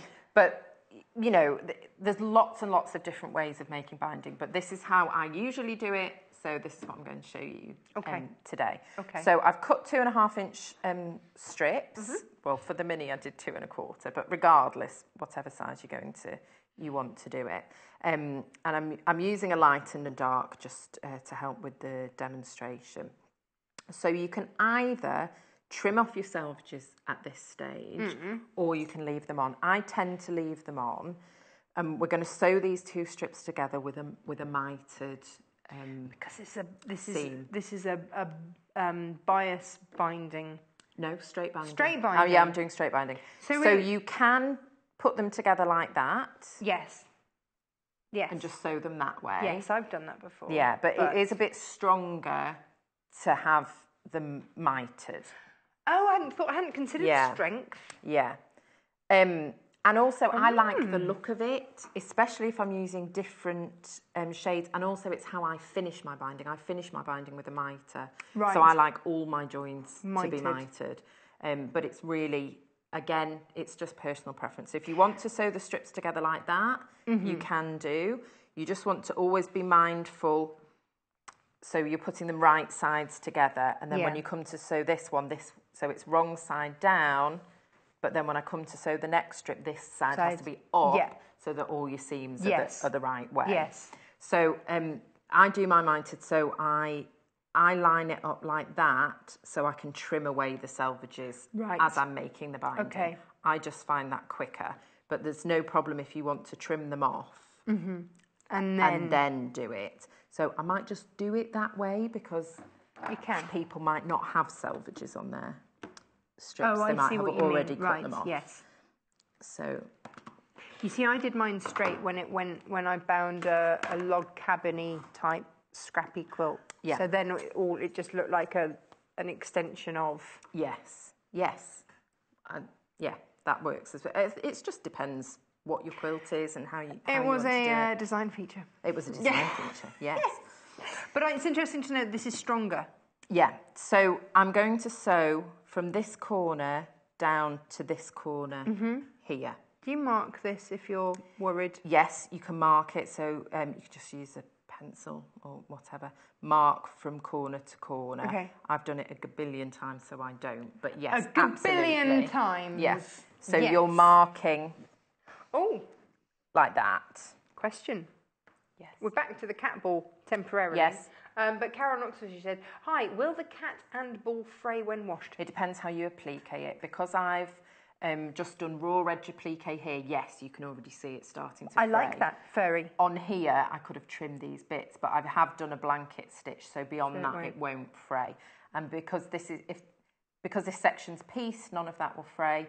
It just depends, if you do a zigzag all the way around there, a satin stitch or any kind of applique stitch, it won't. Okay. And you can do the same on the cat as well. Okay, excellent. Dee in Oxfordshire says, "Thank you, it has been the best show to date. Excellent guests. More like this, please," says Dee. Nice. Thanks, Dee. So I'm going to sew these two together. So I'm just going from corner to corner. You can draw your line on if you're more comfortable doing that. Switch my needle to the middle position. And just a fairly small stitch. You don't want to do too big of a stitch because you want this, nice and secure. Will that add to the strength? Yeah. Ah, okay.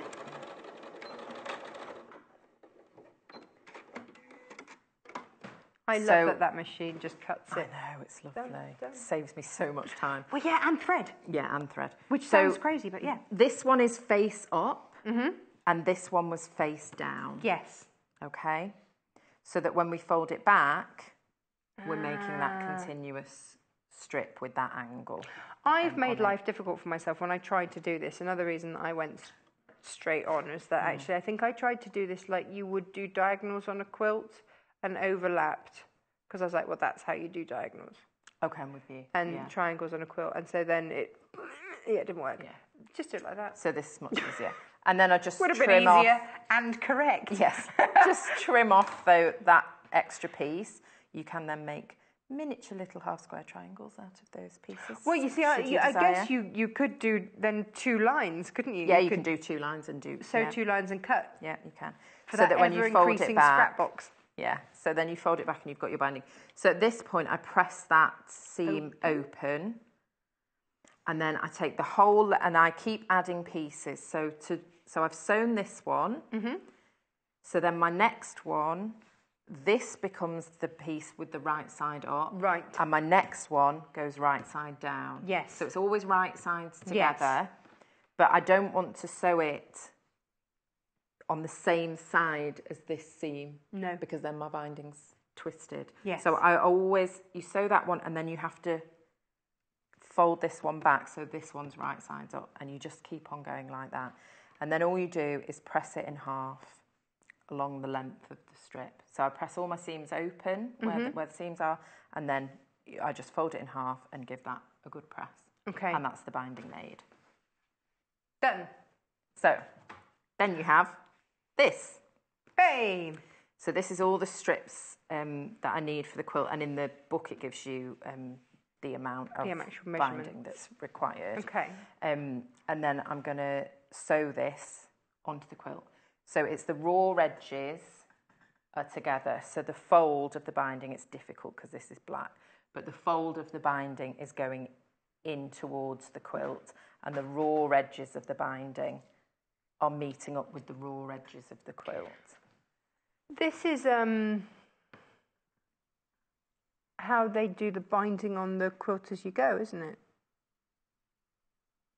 Is it? Does that then when you do the turn sashing around? bit? Yes, the sashing. So this then folds Not the over quilt, to the sorry, back. I'm glad that you managed to Took me a minute. But decipher that and make sense of it. Yeah, no, I know what you mean. Yeah, the sashing on the quilt as you go, because otherwise, you can't. Because you can do it where you put it through your bias binder maker, can't you? And you can do it that way. Yeah, so that's like the single fold binding. Right. You can do that. Or So you many can ways. make it like I was going to say to skin Yeah. a cat, but that's inappropriate given the quilt.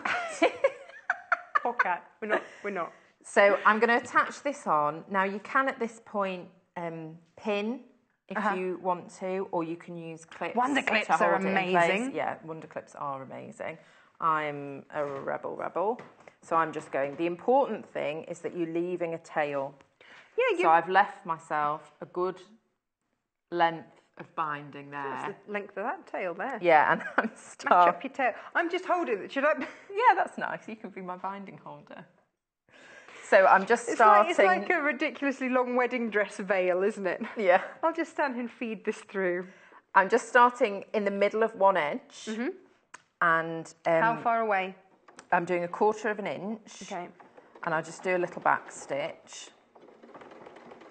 And you don't want to use tiny stitches, but again, not too big stitches. So about 2 or a bit bigger. And you're going to sew until you're approaching a corner. Okay. And there are lots of different ways that you can tackle a corner. Okay. I love that they're to be tackled. This is the my Brennan way of doing it. Yeah. Brennan's best. I didn't invent it. Somebody else invented it, but this is how I found works best for me. So it's tricky because it's black, but what I'm going to do, I'll go a little bit closer so the camera can pick it up. Well, we've got award-winning director Mike on. He'll get it. Nice. Good one, Yeah. Mike. So what I'm going to do is take the bit that I'm sewing, and I'm going to fold that across. On that 45-degree angle? On a 45-degree angle. Okay. So that the binding strip is level with the edge of the quilt. Ah. There. So that's where I've folded it. So I'm sewing the binding on like this, and then I fold it up to create that 45-degree angle. So the binding is then level with the bottom of the quilt, and this piece, is parallel to the bottom of the quilt. So if you were to put a ruler on there, that would be a continuous line along there. Okay. So I fold it that way, and then I fold it back. Whoa. Okay. Okay? Yeah. Like that. So I've got this little flap, Yeah. little triangle shape of fabric in there, and I just really firmly press it. Yeah, with you're my getting all your weight fingers. behind that. Make And sure then that happens. that's quite a lot of weight behind that. and then I take this folded piece, so just resting that there. Yeah.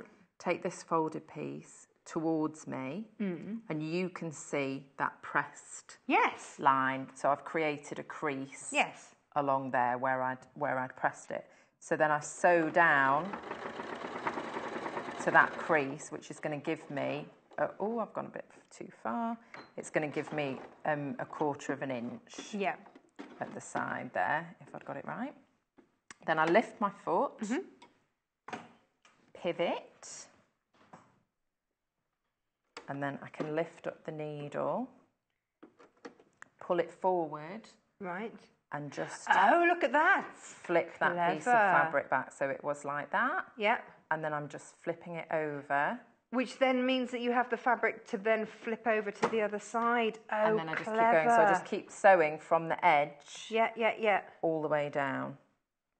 Nice. So, I've never seen that before. Yeah, I do it this way because it means I don't have to move. You know, I'm not moving the quilt from the machine. I'm not cutting the thread. I'm just... You're just carrying on. Keep going. Excellent. So you would... Hey, I can't stop myself. I'm going to have to stop myself on time, right? You just want to do the whole thing now? I just want to do the whole thing. Now show us then. And so now we're going to see how this flips over. So now you've got this extra bit of... It's like a little cave. Fabric in the corner. You've got the little cave in the corner. So then once... Obviously, it's all sewn down and you've got all the... That? Yeah. You've got a little fabric cave there. So then all we do is fold this over around the edge of the quilt. Oh, nice. Like that. Yes. So when it comes to the corner, if I try and do this on the white, it might show up a bit more. So I'd sew this down and I come up to the corner and I'm going to tuck... It just flips itself, doesn't it? Tuck that bit of the quilt into the corner there so that I've got all this binding here and I've got a lovely mitered, which you can't see on It's screen. Beautifully mitered. A beautifully mitered corner there. And then I like to hand sew. So I hand sew this down. Keep going straight and just tuck that over to create a mitre on the back there. Always round. And then I just keep sewing. Now, if I'm going to machine sew, there are a couple of ways you can do it. You can fold it over and either pin. See, I find Wonder Clip's fab here because then it's measured. Pin along the edge or clip it. And you can either sew from the front and catch the binding or sew from the back and top stitch. Oh, this is how I do it now because it's just easier. And just top stitch along the edge there, so you know then that you're catching all of your edges. Yeah. But it does mean that you're going to see the bobbin thread on the front. So you want to make sure your bobbin thread's coordinated. Lucy, thank you so much. We've had another quick message from Karen in Staffordshire who says, I totally agree today. Great demos and crazy fun and laughter too. And I've ordered my 6th creative grid. Well done, Yay! Karen. Well done. The and I have to say hi to Brenda, growing. who I met yesterday. Oh, hello, Brenda. So hi, Brenda. Hello. Yeah. Thank you so much. You, gorgeous quilt. Again, another one. Yet another one. Haven't we been lucky today? Some amazing quilts. Lots of technique. Lots of learning. I'm going to watch Jo's shows. That's what I'm going to be doing this evening. Every day's a school day. It doesn't matter how, at what stage you are, what level you're at, there's always room to learn. Always. And people do things differently, so it's fun to see how everybody does it. Go get that kettle on. I'll be with you in a minute. Okay. This is the cat quilt. This is what we're making. There it is. Looking good there, Pussycat. With his ball of wool. And you can get that by getting the book. Yes, and here it is. Well, it's called a booklet. Loads of you already have. A load of you have it in your basket. Please do check out your baskets. It's that old warning. If you want it, please check out your basket. You can check out as many times as you like. You will only ever pay 1 PMP per day. So don't worry, you can just keep checking out your basket and get everything that you want. Securely know that you've got everything. Nothing is yours until you've checked out that basket. There we go. Lilac is the most popular of the bundles, so let's look at the lilac bundle. Lilac and silver is what we've got going on here, although the backing is, well, grey and purple, because this is actually mauve mist in the back there. So $29.95, 1.5 meters of that, 0.5 meter of all the others, and your threads, hurrah, for $29.45. It can be yours. Yes. But maybe you want to go classic monochrome, as we did today, which you absolutely can, and that will be $31.45 if you're going classic monochrome with your black and your white thread as well. That's what it's classic through and through. Again, 4 meters of fabric here for you. GZGC24 gets you your classic monochrome. They are the most popular. And there is, of course, blue on the website as well. Now, let's see what we've got coming up tomorrow, shall we? So, coming up tomorrow, we've got lots more fun. It is, well, we'll have a look in just a minute. Is it quilting fun tomorrow? Are we quilting? Oh, it's Quilting Academy tomorrow. Yes, so half square triangles at 8 a.m, 9 a.m, Tash's Stash is back, 10 o'clock, quilting in Technicolor, and then beautiful bundles at 11 a.m. That is your Quilting Academy. It is for Sunday tomorrow. We are pretty much done for today. Oh my goodness, I don't know where this day has gone. Thank you ever so much for everyone who messaged in. Thank you for everyone who sent in their pictures. Thank you to brand new guest Jo Avery, and thank you to, of course, our friendly face Lucy Brennan. It's lovely to have her back on our screens. And thank you at home, of course, for watching. We will be back bright and early, 8 o'clock tomorrow morning. Please check out your baskets. Don't miss out on anything, and if you're watching again, then please give our customer services number a call to check stock levels if you are buying. I will leave you here for this Saturday. I will see you first thing tomorrow morning. Bye bye. Have a lovely day. Don't forget, shopping with us is easy and simple. You can just contact us at 0800 112 4433 and speak to our UK-based call centre to place an order, or shop online with us at www.sewingquarter.com.